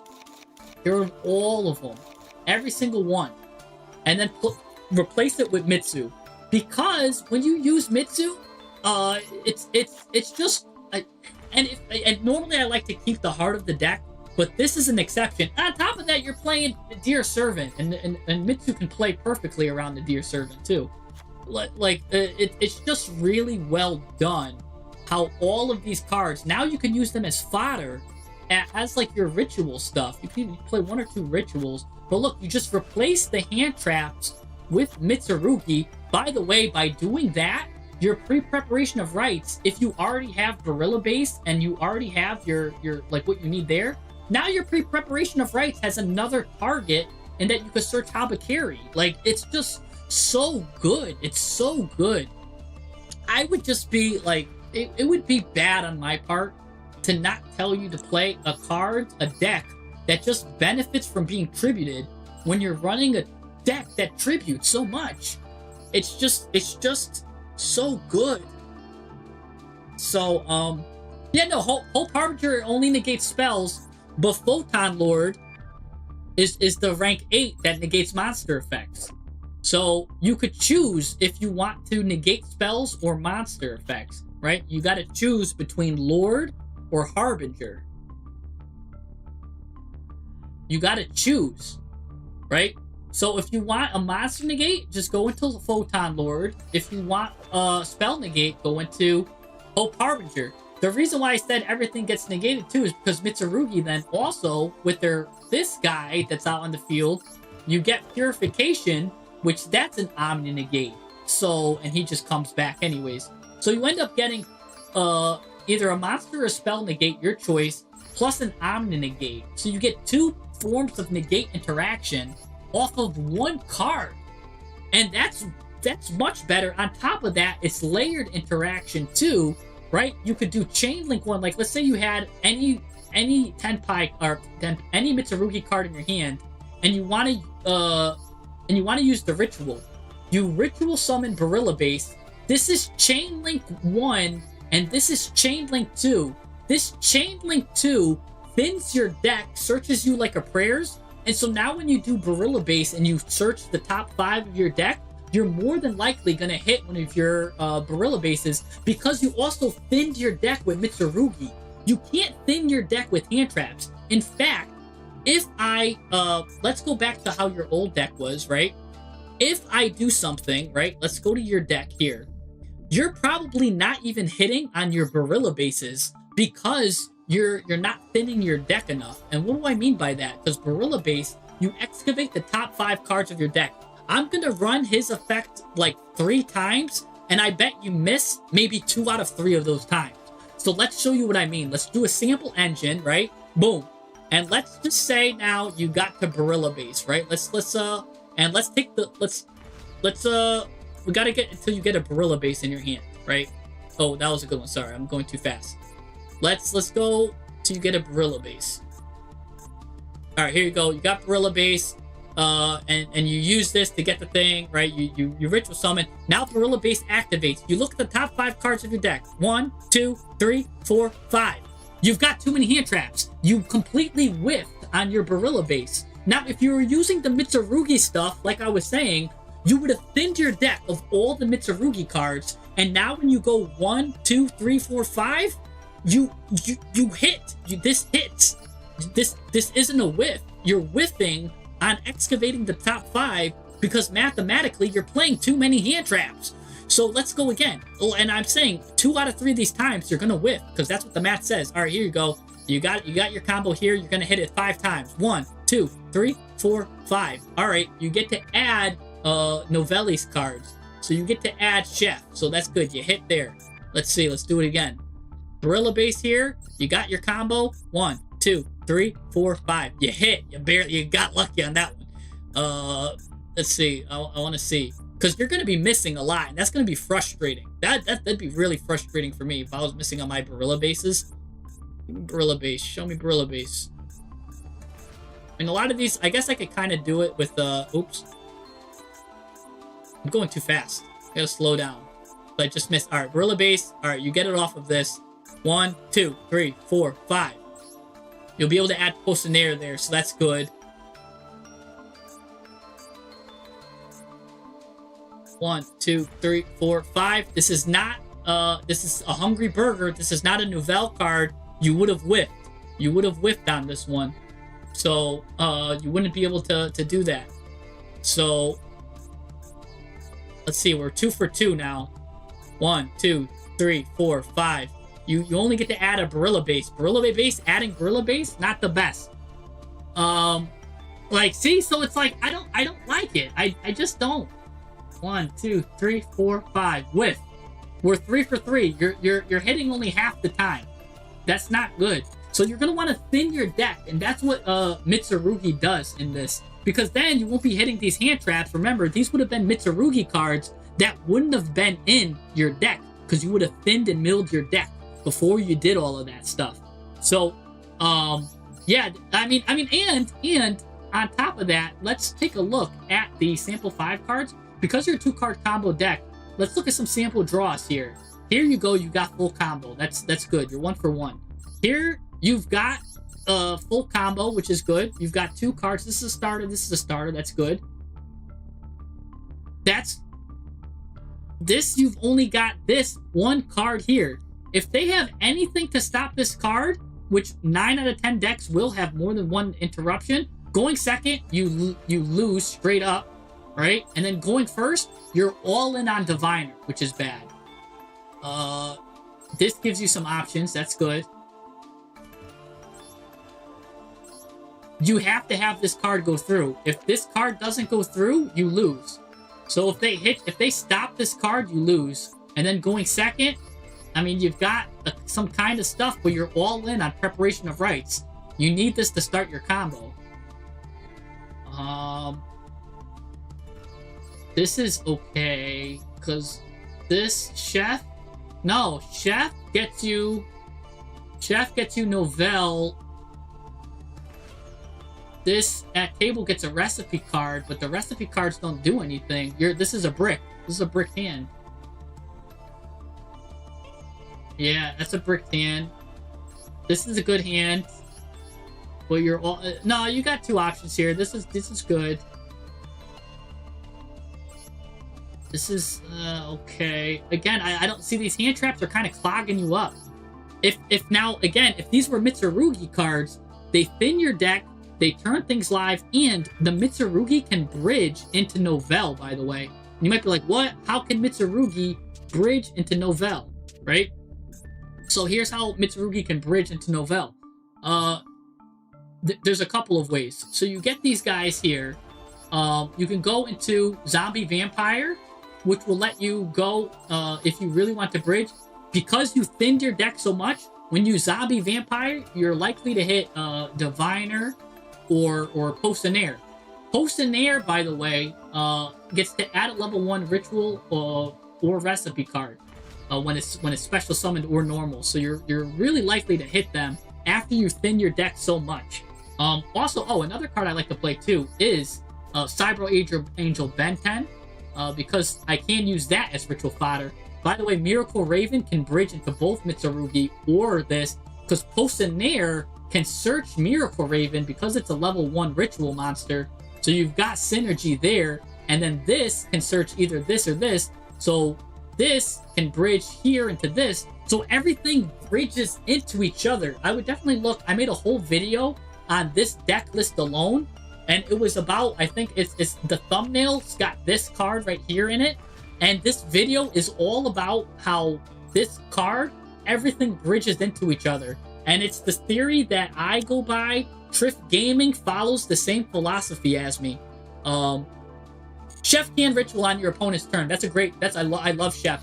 I win so many games with that, with Chef ritual summoning on your opponent's turn. But yeah, so that's really good stuff there. So anyways, let's look at this Megalith deck too. That's another ritual deck I made. And again, it's 2-card combo, and I'm using the Mitsurugi cards. I gotta take that one out. To again kind of facilitate what we need to do. And again, I'm using Retaliating Sea. I got this. I can make room probably now for another Sneaky. So yeah, really good stuff. I'm a big fan of Retaliating Sea, so I'm with you on that. So I would cut for your deck. I would cut all of these hand traps personally. Just because you're a 2-card combo deck. If you're a 1-card combo deck, keep it. You can keep Retaliating Sea, play that like 1 or 2 or 3. But yeah, leave it like that would probably be better. Smoke that up like that. This is good because you can get Entis, but really you want to draw off Garura. Or you could send Herald, which is good. You could run a line. There's a line with Diviner, where if you have Diviner and Maximus in your hand, that's really good. It's you gotta play Almirage. And you gotta play Gardna.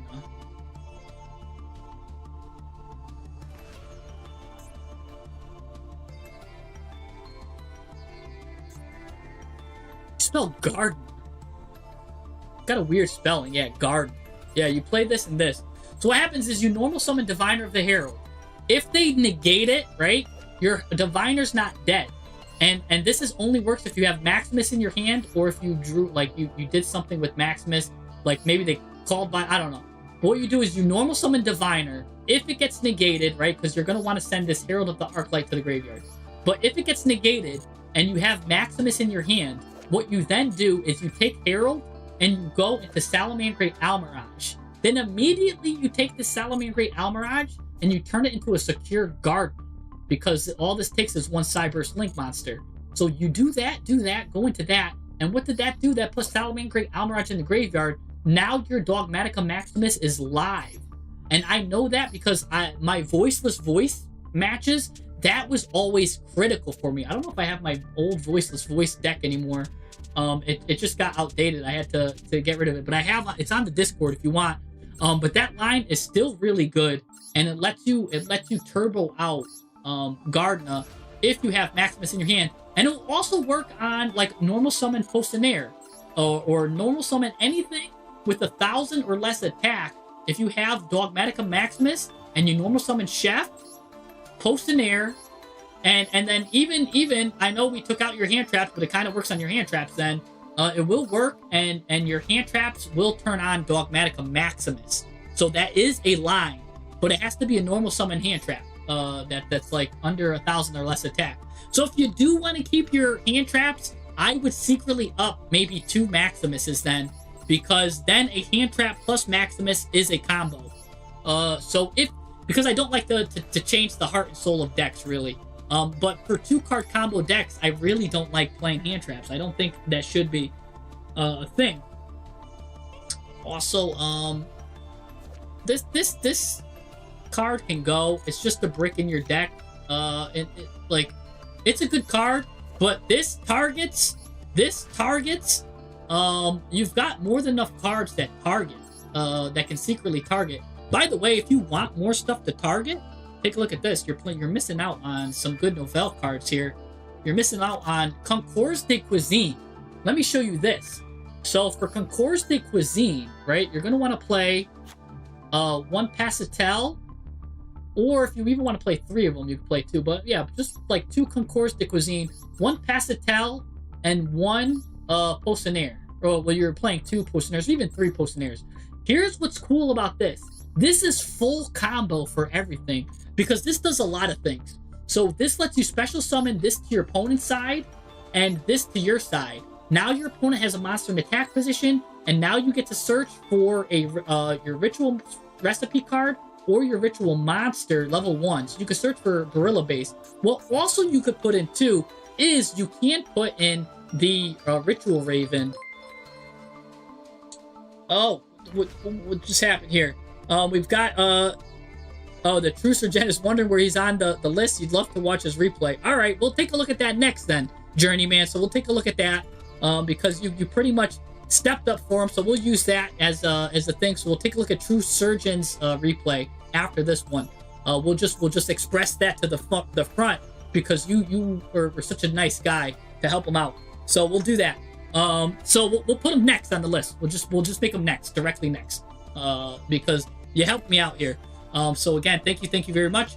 So where I was at, you want Ritual Raven, because now Ritual Raven, where did I put? Ritual Raven is disgusting, because look at this.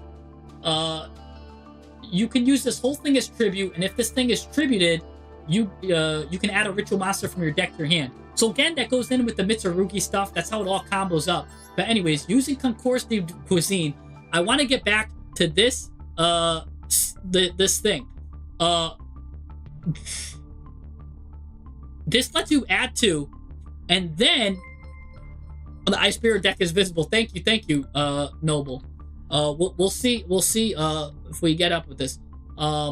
So Ritual Raven. Pose Sama, man. Sorry, dude. It's a long list. It's a long list. We've got a lot of people. And I like to take my time with decks. I don't like to be like, oh yeah, no, this deck is whack. Let's just end it. I like to just in depth like discuss decks. I get lost in discussing the decks. I like to spend 30 minutes on a deck. You know what I'm saying? It happens. I don't like to rush people's deck doctors. I like to take my time with them because again, right? Like we're playing a match of Yu-Gi-Oh can be a long time. I don't want to give someone a suboptimal deck and then be like, you know what? Jesse's deck doctor didn't help me at all because I rushed through it. You know what I'm saying? I like to take my time. I love to take my time. Yeah, Socrates and Gaming Chair, we're still going. We're actually probably gonna end soon. But I'll tell you what, we'll look at the replay. But I want to finish with my thought here. Miracle Raven gets searched off of this. Here's the thing. This has a hidden effect. During your main phase, you banish this card from your graveyard, then target a face-up monster on the field. It gains 200 attack for each recipe card in the graveyard. And you might be like, ew, Jesse, what's the point of that? What's the point of getting like 400, 600 attack? It's not the point. The point is that this card points. That's the point of this card. This card points. And what do I mean by that? It targets. You banish this card from your graveyard, then target a face-up monster on the field. That is important. It doesn't care. This card could say anything. It could say target a face-up card on the field. It has to do 10 push-ups. Target a face-up card on the field. You lose 500 life points. Target a face-up monster on the field. It brushes your teeth. Whatever it says, it doesn't matter. The point is that it targets a monster on the field. And why does the targeting important? Because remember, if a card or effect that activates that targets this card on the field, you get to now tribute it and level it up. Same thing. All of the Novell cards have this. This secret effect has saved me so many games because people forget that that pointing part, that targeting, makes it so that all of these cards activate their effects, and you can like rank up, evolve, whatever you want to call it. They can go to the next level of Novell, and that's how you Novell climb, is going through that. And then, so then, if you had this one, the chicken Novell here, you can point at him, and again, he gets to go do his thing. And since you'll have Post and Air out and this guy, you can. It just goes off. She goes into the extra deck. You can go into this guy. You can get your Omni Negate. Stuff is crazy, all because of one Concourse de Cuisine. Because that pointing is what's the most important part. That it's banishing and targeting. You really don't care about the 200 attack.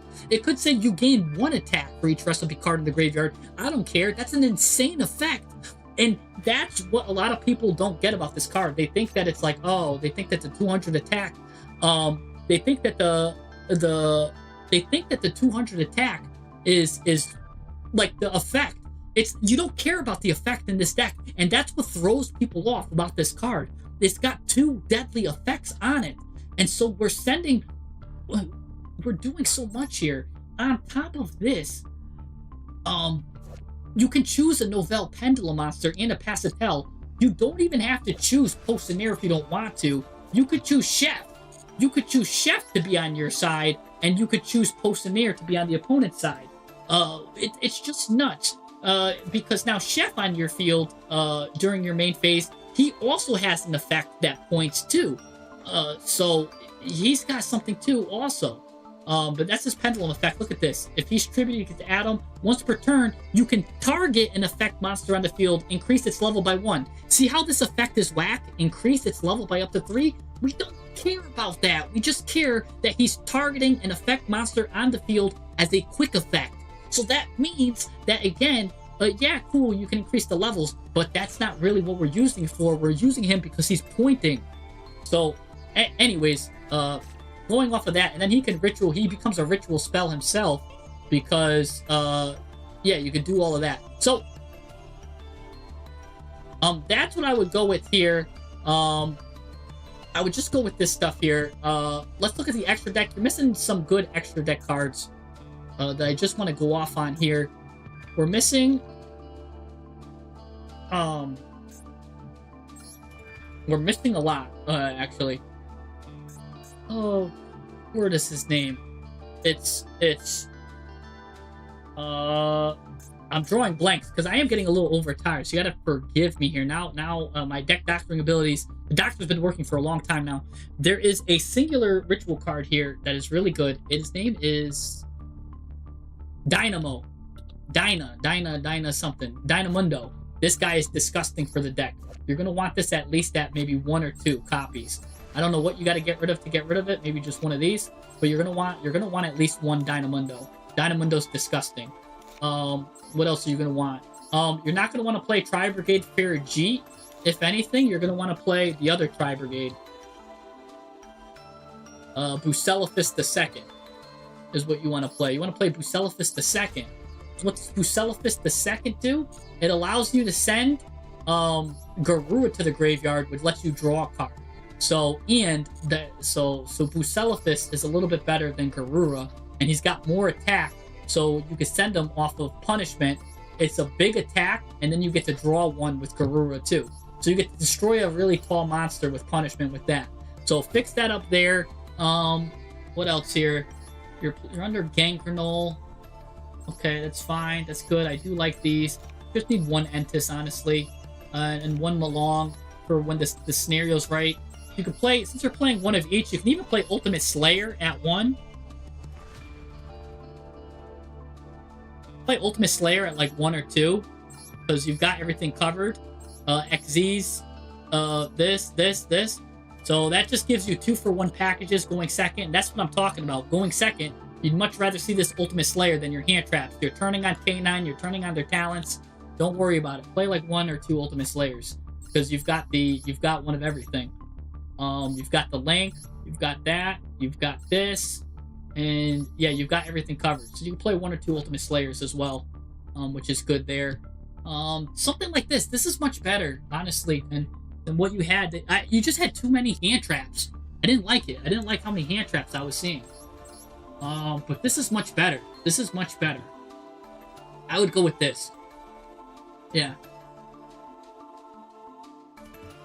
This is much better. If you wanted to, you could do more like lean more into the Miracle Rave stuff. But this is bad. This is good. This is fine. This is fine. I would go with this.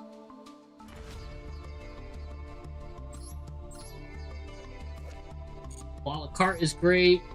Preparation of rites. You can even play one prep if you want, right? Like 1 or 2 regular preps. And you might be like, why would I want to do that? And then you want to play a Herald. Because if you don't want to play the Mitsurugi stuff, sorry, it's Cyber. You want to play 1 Cyber, Angel, Benten. So what you do is, if you have this card in your hand, right, or you can get it with Preparation of Rites, you can get Angry Burger with Preparation of Rites. But yeah, so this just gives you more Angry Burger, or it can give you Benten. Why do you want that? Or it could even get you Miracle Raven. Why do you want the option to get one of these 3? Or it could even get you Bella Lumiere in certain situations. Or even, like, these are all great options to choose. Because they're not searchable with pre-prep. You can only search Comfritas and Bella Lumiere with this. But what it is, you can probably play it at 3 because it's so good. You search for Benten, then when you do your ritual summon, what happens is Benten searches your diviner, that's your normal summon, so now you get more stuff that way. Or if you already have a diviner in your hand, Benten can search Potionnaire, because that's also a fairy. And also, if Herald is tributed, you can search Potionnaire. So there's a lot of symbiotic relationship with this like level of stuff. 3, 2, 1. And you got 3 cards here. If you really don't like to play it, like, oh man, I'm breaking up on Preparations of Right, then you could play a Magician's Soul package, which you play 1 Magician's Souls, and then you play 1 Illusion of Chaos. Then, if you have like all this stuff you don't need, you could just do Preparation of Rites, search Illusion of Chaos, special summons Magician's Souls. Magician's Souls just sends whatever 2 cards you don't need that's breaking you up, that's a spell or whatever, send them, and then you get to draw 2. So like, that's even good there too. So if you want to play a 60 card deck and you want gas, remember, this gives you gas. This is kind of what you want to do. This is what I would do. This is how I would go do with this. A lot. Yes. By the way, Twitch is making a good suggestion here. If ever Luna Light becomes a problem, you can always put 1 Luna Light Perfume Dancer in your extra deck, and this makes all the Luna Lights lose attack equal to their defense, even Liger Dancer, which is unaffected. That's something to think about if Luna Light becomes like tier 0 somehow. But that's just an out for Luna Light, because it's true, we don't really have an out for Luna Light. We could just end up tributing them to death with like, we could tax them to death with 850. Just make sure that it can't be the finishing blow. You have to make sure that's 850 exactly. But you can kind of tax them to death with that. And you just have to figure out a way to do piercing or attacking directly, because you might not be able to get over that bad guy. But yeah, Perfume Dancer could be a card. Twitch, with the assist there, wow, that's a good one. That's a good one. But yeah, that's a good card for... It basically makes your opponent lose all attack equal to their defense, and it's good board breaking too. It helps for board breaking. Because these cards don't have a lot of attack anyways, it does help you for board breaking. So yeah, maybe you could put in 1 Luna Light Dancer. I'm fine with that. I think that's a great card. I think that's a great call from Twitch. So shout out to Twitch there with the good suggestion. What would I get rid of? Probably one of the fusions, because you've got a lot of fusions. This is good. Like, this is just directly good. This is conditionally good for you to, like, later. Maybe you could just get rid of those 2 packages and then put something else in later too, because look, you want to get Dynamundo, and then maybe you could just go with the just like an SP Little Knight that's just like direct, because you know, SP Little Knight can go good with this sometimes, or you can go IP, right?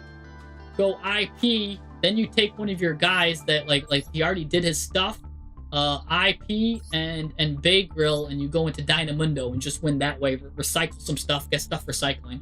Maybe something like that is good. Something like that's really good. But then I know it looks like you really want to get your Dogmatic of Punishment. So maybe the Gangrenal stuff, maybe you keep the Gangrenal stuff and you get rid of the fossil stuff. You know what I'm saying? Just stuff like that. Just stuff to think about. But again, that's what I'll leave it now for now. You can go either or. Gorgon is alright. Gorgon is an out too. If you wanted to leave an out for Lunalight, you could do that. Because Gorgon can take care of one, but it can't really take care of two. That's pretty good there too.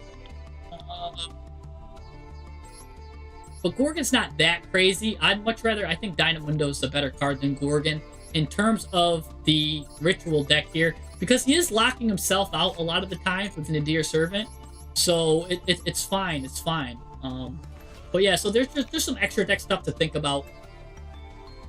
You could play that how you want. I think there's no wrong way to eat a Reese's with that. All right, let's go into the replay of the True Surgeon, the True Surgeon seer thing. Let me see. Can you is he here? Is True Surgeon here? Am I saying his name right? The True Surgeon. Let's just call him the True Surgeon. Are you here? Can you put your friend code in for me again? True Surgeon? Because I think it got lost in the sauce up there. Bang. Just call him Bang. All right, that's a lot easier. All right, so we got Bang Bang coming up here. Can you just put your friend code in one more time? Yeah, no problem. Yeah, we got... Wait here. Oh, wait, is Potato or Jelly still here? I just want to know if they're still here. Because they... Oh, yeah, that's what I'm saying. Potato is still here. You're going to have to sleep in a bit. Potato was like one of the first guys here. Potato, I'm going to take... Normally, I like to take my time with this stuff. I want to take a look at your thing. You were here first, Potato. You've been here the whole time. Like, Potato, I gotta... I'm gonna look at Potato's thing real quick. Like, I feel bad for Potato. Because he was here since, like, the second I started the stream. So I'm gonna take a look at Potato's thing real quick. Like, Potato was literally here. Oh, and Jelly's here too. Yo, you guys are crazy, like, loyal and crazy good, man. Potato and Jelly. Look at you guys. Here's what I'll do. I'm gonna take a look at your replays. I'm gonna see if there's anything glaring. And, because I'm just getting tired. I'm not going to be able to deck doctor you guys efficiently. So I'm going to look at your replays here. I'm going to get back to you guys. I'm going to have the thing. Let me see here. I got to take a look at this stuff, though. Because I am getting tired. But Potato and Jelly, man. You guys are peanut butter and jelly.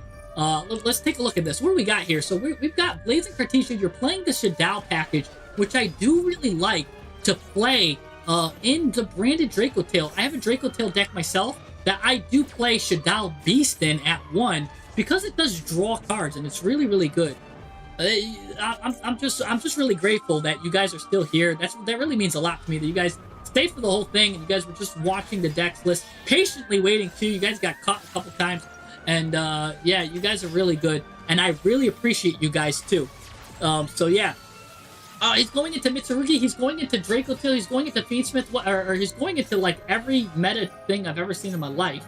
So this is what I'm talking about. Even if you had hand traps, you wouldn't have been able to stop them. And I think you did have a hand trap. See? Ash Blossom's useless. But in Draco Tail, it's fine to play because you can recycle it. But yeah, these hand traps are useless to play. So yeah, your deck's also Draco Tail. Alright, so we'll just look at these Draco Tail decks and we'll just put them all together.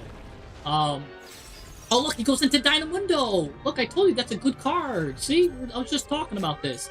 He ends with Dynamundo and High King Caesar. So see, it's all connecting back to each other. Dynamundo here. All right, first things first, we're going to play Keto. Going to grab ourselves the card, but he's going to negate it. All right, that's annoying because he's got 2 negates here. So then when you play Branded Fusion, he's going to negate that too. So maybe what you could do is normal summon, try to fusion with this. Hopefully he uses this to stop it. Oh, he's going to do this tribute. This is bad. You're going to do this. Hopefully now he uses this. Great. Good job. Get that bait out of here so at least your branded fusion is still live. Alright, so stop that, whatever. Pop it. She comes back anyways when the fusion comes. This is a little annoying here. I guess they're going to send this guy to the graveyard. Send Dragon, right? Or are you going to send Flame? Ugh. That's a bad... I hate that you have to send Flame there. Because maybe you would want to send it to the graveyard by card effect, right? This card sent to the graveyard by card effect. You could target a spell and trap on the field, destroy it. He's sending you by card effect, right? He's making you discard a card. Why not send Dragon? Send him. Now you pop this, right? Let's see. Because now this would have been Chain Link 1. This Dragon would have been Chain Link 2.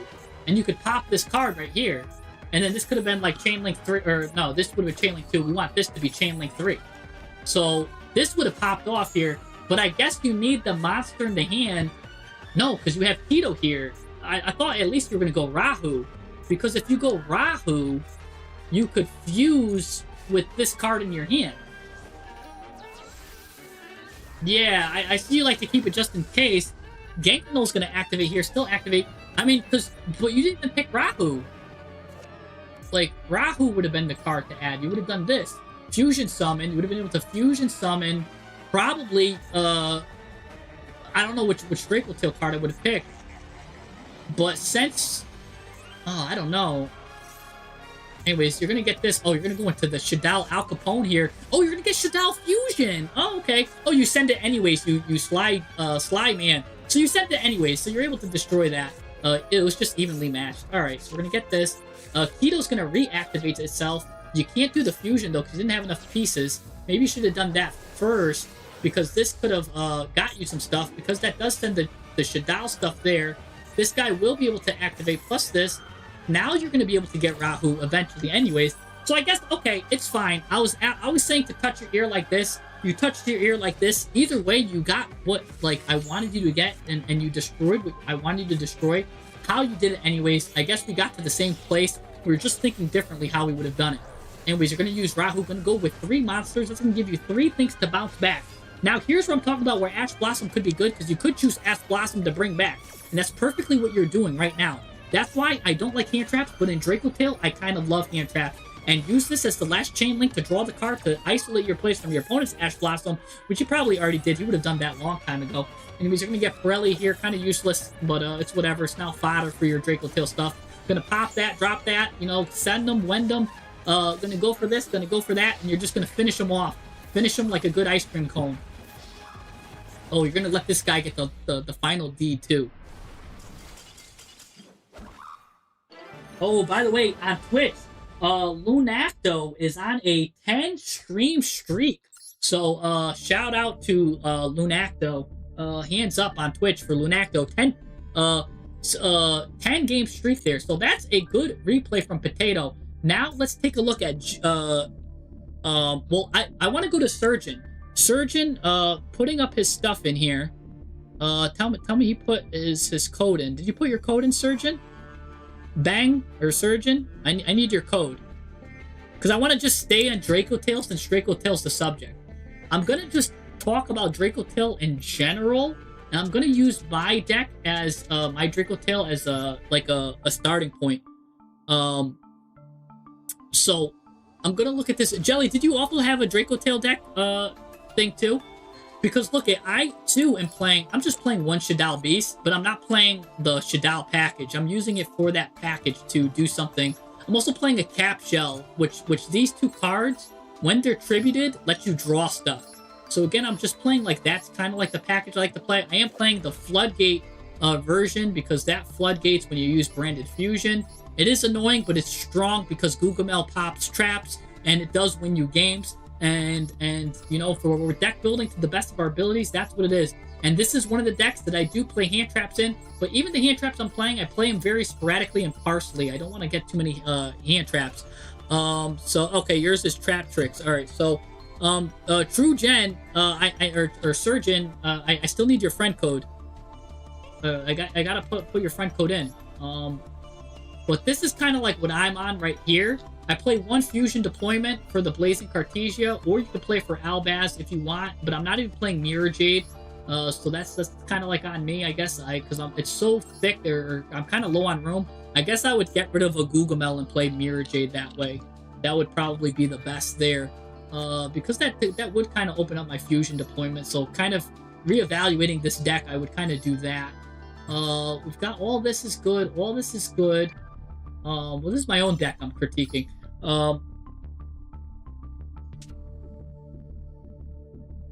Yeah, I don't have your code. Oh, thank you. Yeah, you got to put the word ID on it, because I think if you just put the numbers in, it goes away.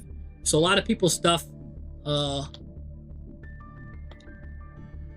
Thanks. Yeah, no, because it didn't. Oh, Bang's here. Okay, perfect. Because yeah, it didn't go through. That's what happened. No, it's fine. It's fine. It goes through, but if you just put the numbers in, it doesn't go through. All right, so let's take a look at this deck here. Let's just take a look. And again, these Drinkatail decks kind of mesh the same, but I did like what Potato was doing. Potato had the Shaddoll package, and I kind of want to look at Potato's deck just to see if he was playing. There's one Shaddoll card I want to make sure that you're playing, and I'm going to talk about that next too.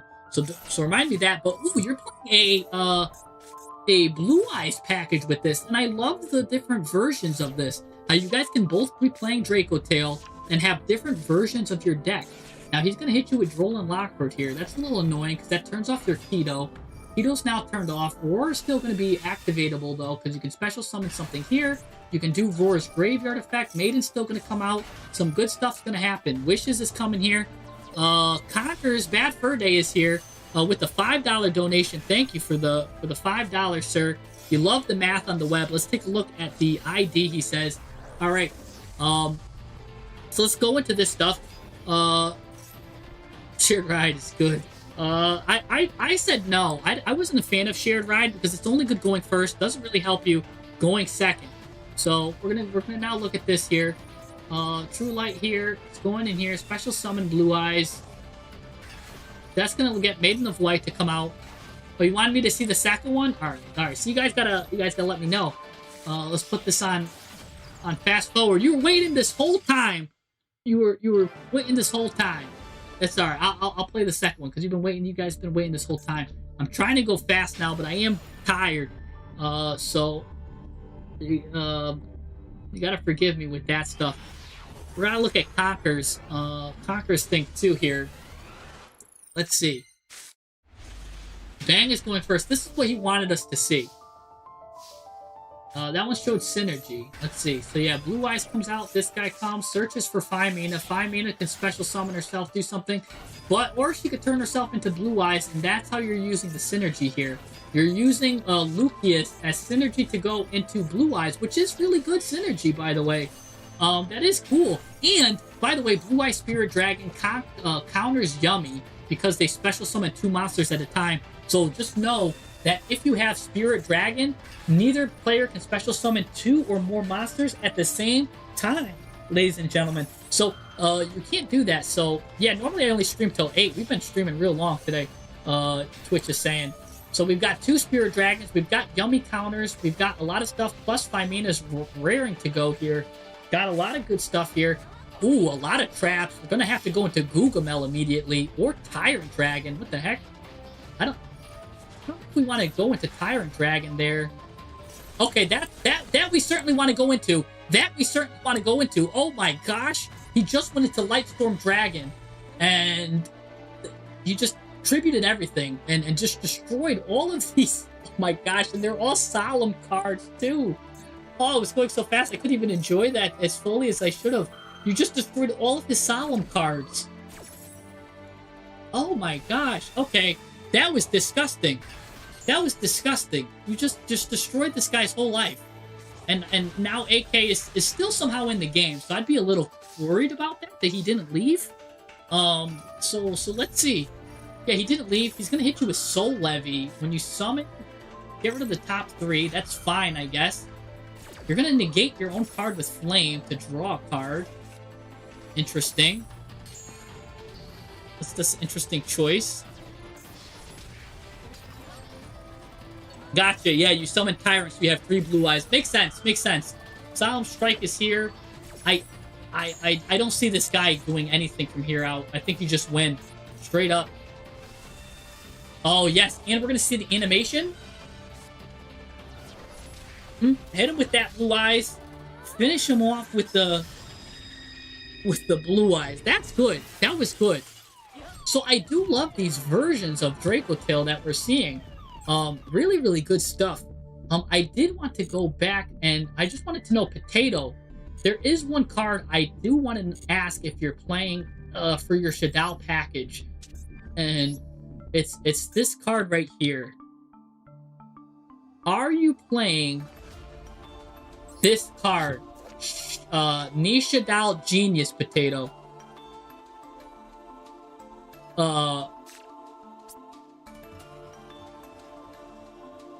That was a good replay too, by the way, Bang. Potato, the reason why I would recommend you playing this card with your Shadal deck is because this card has a hidden effect. A very hidden effect that not many people know about. This card, if it's sent to the graveyard, you can target an effect monster on the field. Neither player, not monster, but neither player can activate that target effects this turn. What that means is this counters Lunalight. This counters this card. Even though this card is unaffected. No, not that one. Not Leo. This Liger.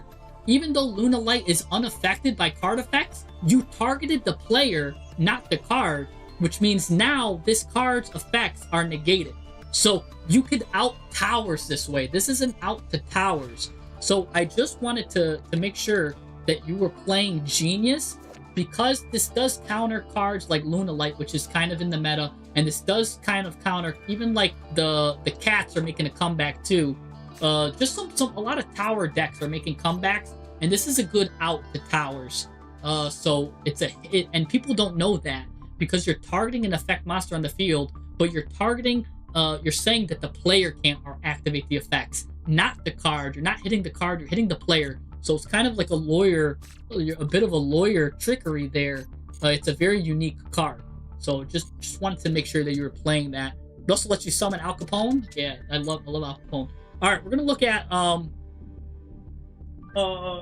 know Jelly. I'm getting tired, man. I can't do it. I gotta just do Conquers, and then probably. That's all I got the energy for, and it's late. I've been streaming since 6, guys. So let's just look at Conquers. So you guys, if you guys want the deck doctor stuff, please just check out the stream. We do it every Wednesday. It's not like life or death, guys. I'm not going anywhere. Don't worry. So if you guys didn't get your thing done today, I'll have to do another time. But yeah, let's see. Look at your deck. Appreciate everything. Thank you. I appreciate you. So Conquers, what are you gonna do for us here? What does Conquers Bad Fur Day have? Thank you, Jelly. I'll tell you what. I'll automatically flash past you too. I'm gonna put this so you get seen no matter what, Jelly. If you come in, you're getting seen no matter what. I'm gonna make sure that you get seen no matter what, Jelly. I'm putting a star next to your name. I'm circling. I'm writing you in my diary. Anyway, so what are we on here? Yeah, Jelly, I'm putting you in my diary. I'm like gonna get tattooed. I'm gonna get a tattoo of Jelly on my hand. So this way I know. So we're against K9 here. K9 Ashen. Oh, we're on Ashen. Let's go. All right, we've got an Ashen deck here. Yeah, I know. I did upgrade my Wi-Fi. I'm paying $60 a month for like jacked in good service. So, and it's all because of your donations. So that's kind of why I kind of got to flash pass them to the front, because without them, this stuff wouldn't be possible. So, thank you guys for all of that stuff. Anyways, so he did a typical end board here, Nash Knight, and Ripper. Nothing really crazy here. So really, really good one. He doesn't know if this is the right one, but we'll find out. He's gonna hit you with Ash Blossom. And that's unfortunate, because Mystique takes 2 cards away, so that's really the bad card to get hit. Usually I like to bait out Ashes, but that will turn on your talents, and all of your Ashen stuff is live here. This is really cool here. I'm so glad that I get to see an Ashen deck, because I tried building the Ashen deck, and it's a deck that requires playtime, and I didn't put in enough time with it. But I am familiar with all of the Ashen cards. The Veto's card is especially really good here. We're going to go into Werewolf. Werewolf's going to take a peek at your hand if you do anything. He's going to pop Gold Sark, unfortunately. But Werewolf's going to come out here, going to take a little peek at your hand. Luckily for you, you have 3 Ashen cards, and that means he has to read all 3, and he doesn't know what any of them do. So he's probably just going to get rid of the monster, because he's like, I don't know what I'm doing. So yeah, he's just going to get rid of the monster, which was probably the wrong choice. Honestly, he probably should have gotten rid of Inferno or something. I don't know. But I don't know if that was even the right choice of him. Because you're going to get Veto's, you're going to special summon Veto's to your opponent's side, and you're going to just basically take away everything that he's got. He's not going to like this. Look at this. You're going to special summon Veto's to the other side. You're going to pop that field spell. Now that the field spell got popped, some good stuff's going to happen for you. You're going to be able to do something here. He is going to be able to suck something up. I think he's going to try to suck up your own Veto's here. Can he do that? Can he suck up the Veto's? Let's find out. He's going to have Lucas come out here. Lucas is on the field. He can now special summon. He will suck up that Veto's because he knows how dangerous that is. You're going to get Hero of the Ashen City. Hero of the Ashen City normally is able to destroy Veto's, but instead you're going to destroy the Natch Knight. So boop, destroy that. That still makes Veto's go to the graveyard, by the way. So let's see what happens here. He's going to go into Sky Blaster. That's going to be able to do something here. That activates. This activates. He only has fire in his hand, and it's a Kaiju at that. So that's annoying. The Hero's gonna get certainly gonna get take a little damage here, but that's nothing crazy here. That's gonna get flipped down. He's gonna send Priestess here. You're gonna get Veto's back, which is nice. Veto's gonna, of course, always just keep coming and coming. He keeps going and going like the Energizer Bunny. You're gonna fusion summon here into the probably the Embers here. Embers doesn't have a really crazy effect. It does let you add another field spell, which the field spell do have effect when they go to the graveyard. But otherwise, this thing, I think you can just attack twice, right? If you hit a Pyro monster. But everything is Pyro, but you're going to just destroy that first Pyro, destroy the second one. So that is kind of cool, because you're making everything Pyro. That gets destroyed there, unfortunately, because it does get to destroy a face-down card. You get to send that to the graveyard for whatever reason. And then Veto's comes back. Whoa, and that lets you draw a card during the end phase. Plus, you get this card back thanks to Werewolf. And interesting stuff here. That was actually a really good dismantling of the end board of K9 with this. He's going to hit you with the Kaiju. And then he just resigns because all he had was a Kaiju. And you knew not to do any effects. That's really good here. Let's take a look. Let's copy this deck. I'm out of space. I keep running out of space. Yeah, that was really good. So Ashen, again, is one of those decks that just needs, like, experience to be played. Let's just get rid of... I was kind of building an interesting deck there, but... Let's go back to his deck here. Oh,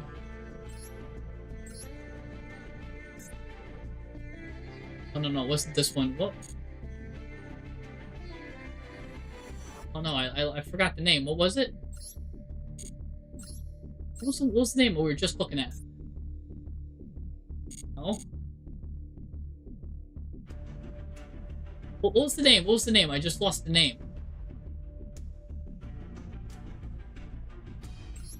What's the Banks? We just did Banks deck. Bang had the Draco Tail.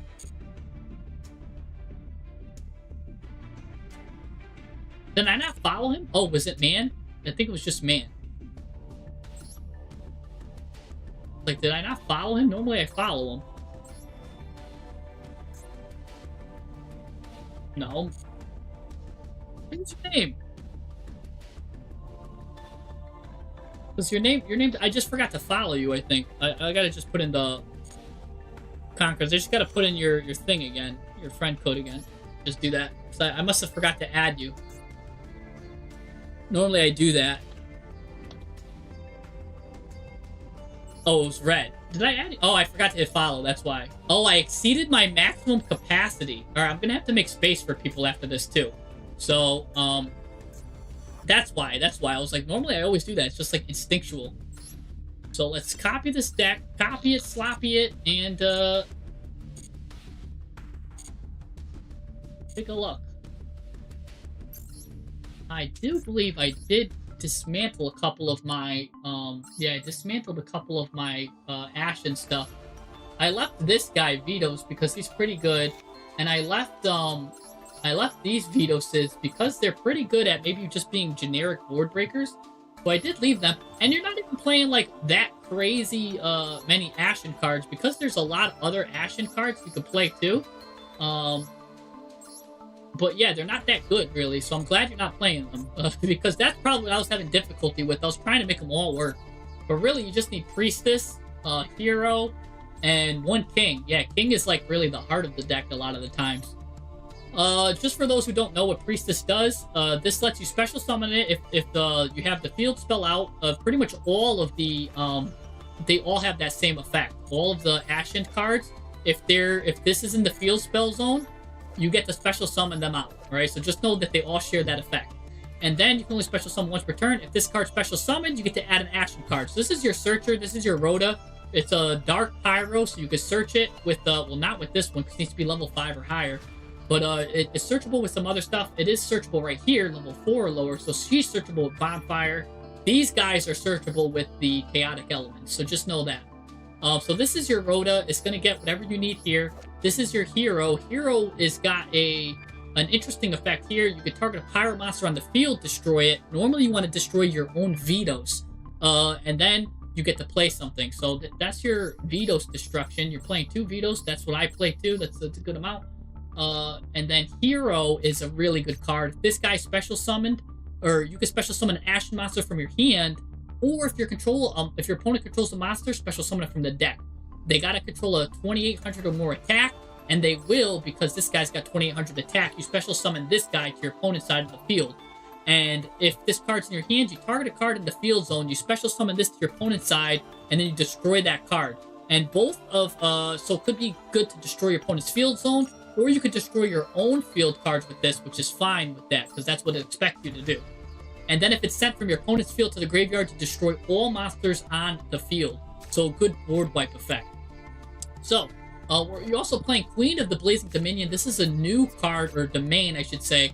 If this card's in your hand, target 2 cards you control. So you could target your own field spell, destroy them, special summon this card. If you destroyed 1 card, return this card to the hand. But if you destroyed 2, it gets a floodgate effect. Any monster sent from the field to the graveyard is banished instead. And that's really bad for Yummy. They don't like that. They don't like getting their stuff banished. So that's really good there too. So that's good stuff here. We're playing a small, very, very small King Sark package with Amnesty, Happy, 2 Sarks, and that's it.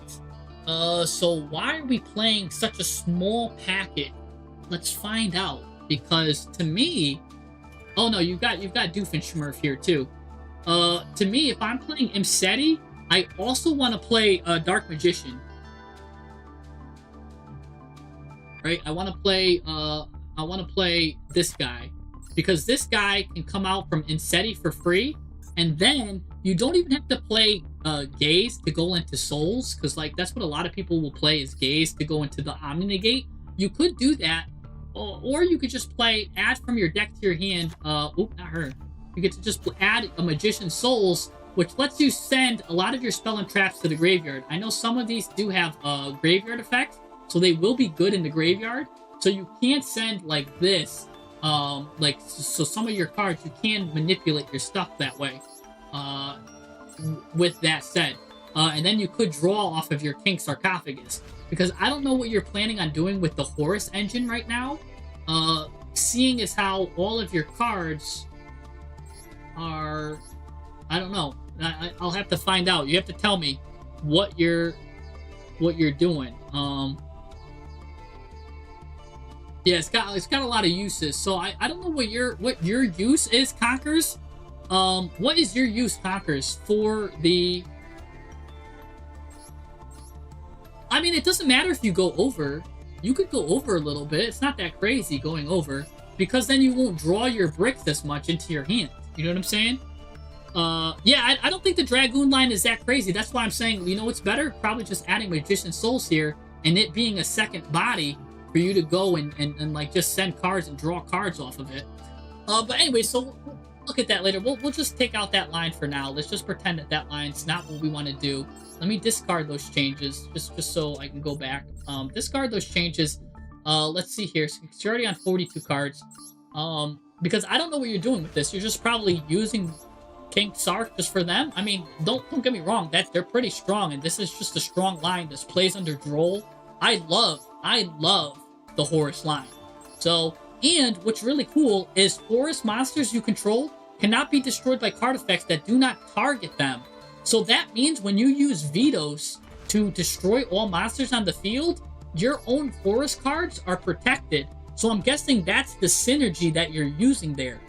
Correct me if I'm wrong, right? I mean, I'm just taking a guess here, but there is synergy then, protection of your Horus cards, and that's a unique interaction that you can do. Your Horus cards don't get destroyed, but all of his cards get destroyed. So am I correct? And that's the assumption, and that's the symbiotic relationship between the two, because that's what I'm picking up, right? I'm picking up what you're putting down.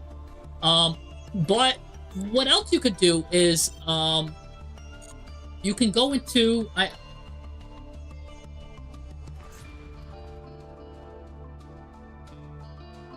Emmaus. Hold on. Emmaus, I think, also has that protection effect. Let me see, where is he? Emmaus. He's a super rare, actually. He's unaffected by other card effects until the end of your turn. So you can always special summon Emmaus too with that same thing. Special summon him on your opponent's turn.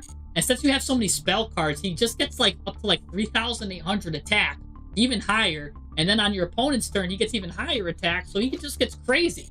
So Emmaus is also a good card. He's also got a quick effects thing. You could target a spell your opponent controls on the field and destroy it. So what's cool is you could destroy, if you give this to your opponent, you can destroy your own Ashen that you gave your opponent too. So Emmaus might be something to look into as well, because there's synergy there. You're playing Ultimate Slayer. You've got one of every card there, so that's fine. And you've got decent targets for it. You've got that, and that. So your Ultimate Slayer line is good. Thrust is good. Bonfire. Okay. Obsidian. You're playing Super Poly. You've got great Super Poly targets. Okay. Awakening of Vetoes here. Place Ashen on either side. And then you can add Vetoes to your hand, which is good. Then you can't special summon except Pyro, so that's fine. Which is really good because you're not playing that much extra deck stuff, which is fine. Yeah, this looks really good here. Dominus here will turn off Light, Earth, and Wind. Okay, yep, that's fine. Yeah, I think this is good. I don't know if we need to play two. I haven't played this deck enough to know. I know this is a great card. So I'm gonna trust your judgment on this and say that you need to play that too.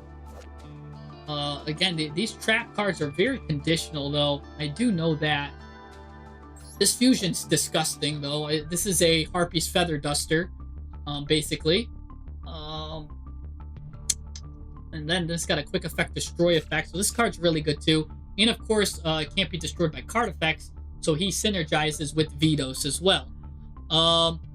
It's not the format for Super Poly, but here's the thing: he can use Super Poly on his own Vetoes. So what the plan is he gives his opponent Vetoes, and then he Super Polys with his own Vetoes, which he does. So he can he probably goes into this guy here, 2 Pyros, because he can make all opponent's monsters Pyros until the end of the turn by banishing this card. That's why I was suggesting Magician Souls, because Magician Souls can send this to the graveyard to turn on his Super Poly if he wanted to do that.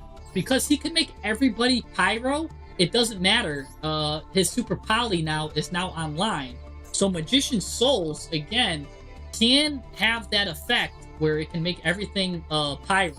So it's pretty good there too. The Magician Souls package with Dark Magician. So I do think that's maybe something you want to do, because Magician Soul. No, I don't want to add all of those. Jeez, I just want to probably add Dark Magician of Destruction. Just add this Magician Souls. You don't even need to play Gaze. Gaze is optional if you want to go into Timaeus, whatever his name is. You could do that. That's additional extra. You've got 2 Flame Banshees, but I don't know how often you get 2 Priestesses on the board. So I think you could cut Flame Banshee, honestly. I think that's the rarest thing I've ever seen in my life. If 2 of those if two of those go off. But other than that, a lot of the stuff is really good stuff here. Again, you could place these face down. You could pop it with Queen of Blazing Dominion. This lets you send a Dark Pyro from the deck to the graveyard. Then you can add a level 5. So this lets you add Vetos or King. This just lets you. This field spell, by the way, is the heart of the deck. So let's just read this. Face up monsters, special summon monsters become Pyro during your turn only. You can only do each of the following effects of Obsidian once per turn during the end phase. Target another one of these, place it on the bottom, draw a card, and then if this card is destroyed, you get to special summon an Ashen monster from the deck. So really, we really want to destroy this card as much as we can, so we can destroy it with Vetoes. We can destroy it again with Timaeus. So maybe we do want to play Gaze. And this is one of the rare forms where I think adding and playing I think Timaeus right here is the better card for you than Dragoon, because again, it's unaffected by everything. It's going to get a big body, and then not only will it get a stuff, you can destroy either your stuff or your opponent's stuff, and it will help you destroy your Obsidians. So if you give your opponent an Obsidian, it will just destroy it. Now you can special summon your Ashen Priestess. You can do that stuff. So that's kind of cool there. Like that. And oh, it also lets you add Queen too. I forgot about that. She is a Dark Pyro.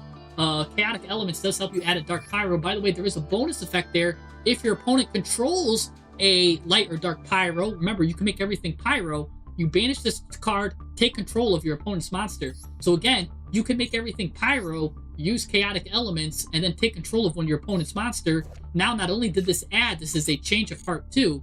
So I could see why you want to play two of these. But yeah, definitely I would add maybe Magician Souls and Gaze, because I think Timaeus can do a lot for your deck here. Really, really strong stuff. But then you get caught where we're kind of tight on extra deck space. I don't know how often we go into Secretarian Dragon here. It's a dragon and a spellcaster. I guess it's a really good... oh, these aren't dragons. Never mind. Well, he's a spellcaster. I was thinking maybe he's a good Super Poly target. But... I mean, he's a dragon. So yeah, you could revive... Okay, keep Secretarian Dragon. He's pretty good. Maybe you do want to get rid of Super Poly. Maybe that's the... I don't want to, though. Like... I mean, that would clear up some extra deck space. Oh, you know what we can do? I got it. I got what we can do. I like Super Poly a lot, honestly. I know it's... Let's get rid of instead. Let's just get rid of the Ultimate Slayer stuff. That kind of clears up some space for you, and that will let you basically lock yourself into fusions. Which is interesting, because then if you lock yourself into fusions, you could play interesting cards. Like,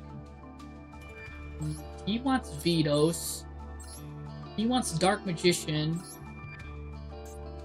There's a lot of interesting cards you could play if you lock yourself into fusions.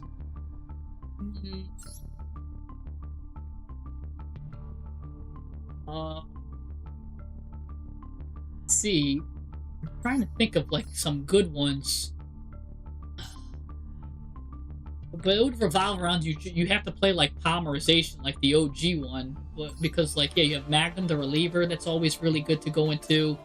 There's Chimera Dragon right there. That's always good. Or Guardian Chimera, I mean. Really good cards. Yeah, so there's a lot of good stuff here. I think this is it. I think we want to do with this for now. It will let you play some more spells. That will let you play Dragoon if you really want to. I don't think you want to play Dragoon. Because you could play this, I mean, you could play... I would bump this up to 3. I do like this Horus engine. Then with Horus, what you could do is you could go instead into Zombie Vampire. Because Horus itself also Amnesty. Not only does he special summon Dark Magician, you could take those are level 8s. You can go into Detach Material, just detach this guy, and then because you're gonna get Gaze, you're gonna go into Timaeus. You're going to go into Zombie Vampire, which can drop 4 cards and lets you special summon one. So then you could probably, it might be able to bridge into Ashen this way. If you hit Ashen, you could bridge, or you can hit Magician's Souls, bridge that way, or take one of your opponent's cards. Then you have 2 cards. Or if you don't want to take that kind of gamble, because what's interesting is this card kind of conflicts, because he's a normal summon, that's a normal summon, but you can't always special summon it with that, so you're not really too hurt.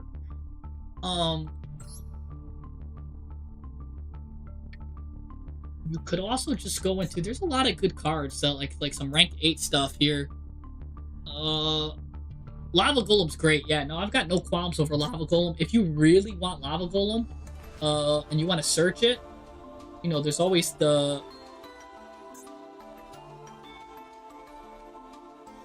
There's always a Dark Spirit's Mastery, where it lets you discard a card to add a level 8 Fiend monster from your deck. I recommend that in Regenesis, because then you could choose between the 2 other things, but since you're not playing other Fiends, it's just better just to add them to the Lava Golem. So yeah, you know, you're at 2 Lava Golems there, though, that's fine. I want to see if there's cards that lock you into Fusion, and then they're really good.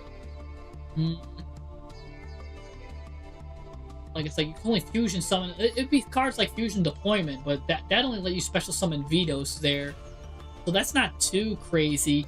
That can really kind of let you special summon stuff from the deck, but will kind of lock you into Fusion. So, like, I wonder if a branded package would be interesting. Because with branded, you could send... Is there anything that we could do? No, we don't really want to send any of these to the graveyard. The only thing is Imseti. Yeah. I would just leave... I guess leave this. You get an extra spot, an extra space. Maybe another super poly target then. So maybe just play like, I don't know, maybe just play this Guard Dragon or something to just get rid of Link monsters. I don't know. You could, there is super poly stuff I have here. You're playing him already. Play Ace of Spades Speculation. Lets you fusion that way. That could be a decent super poly target. You could just play 2 Garura, end up playing 2 Garuras. About it. Yeah, Predaplant can search.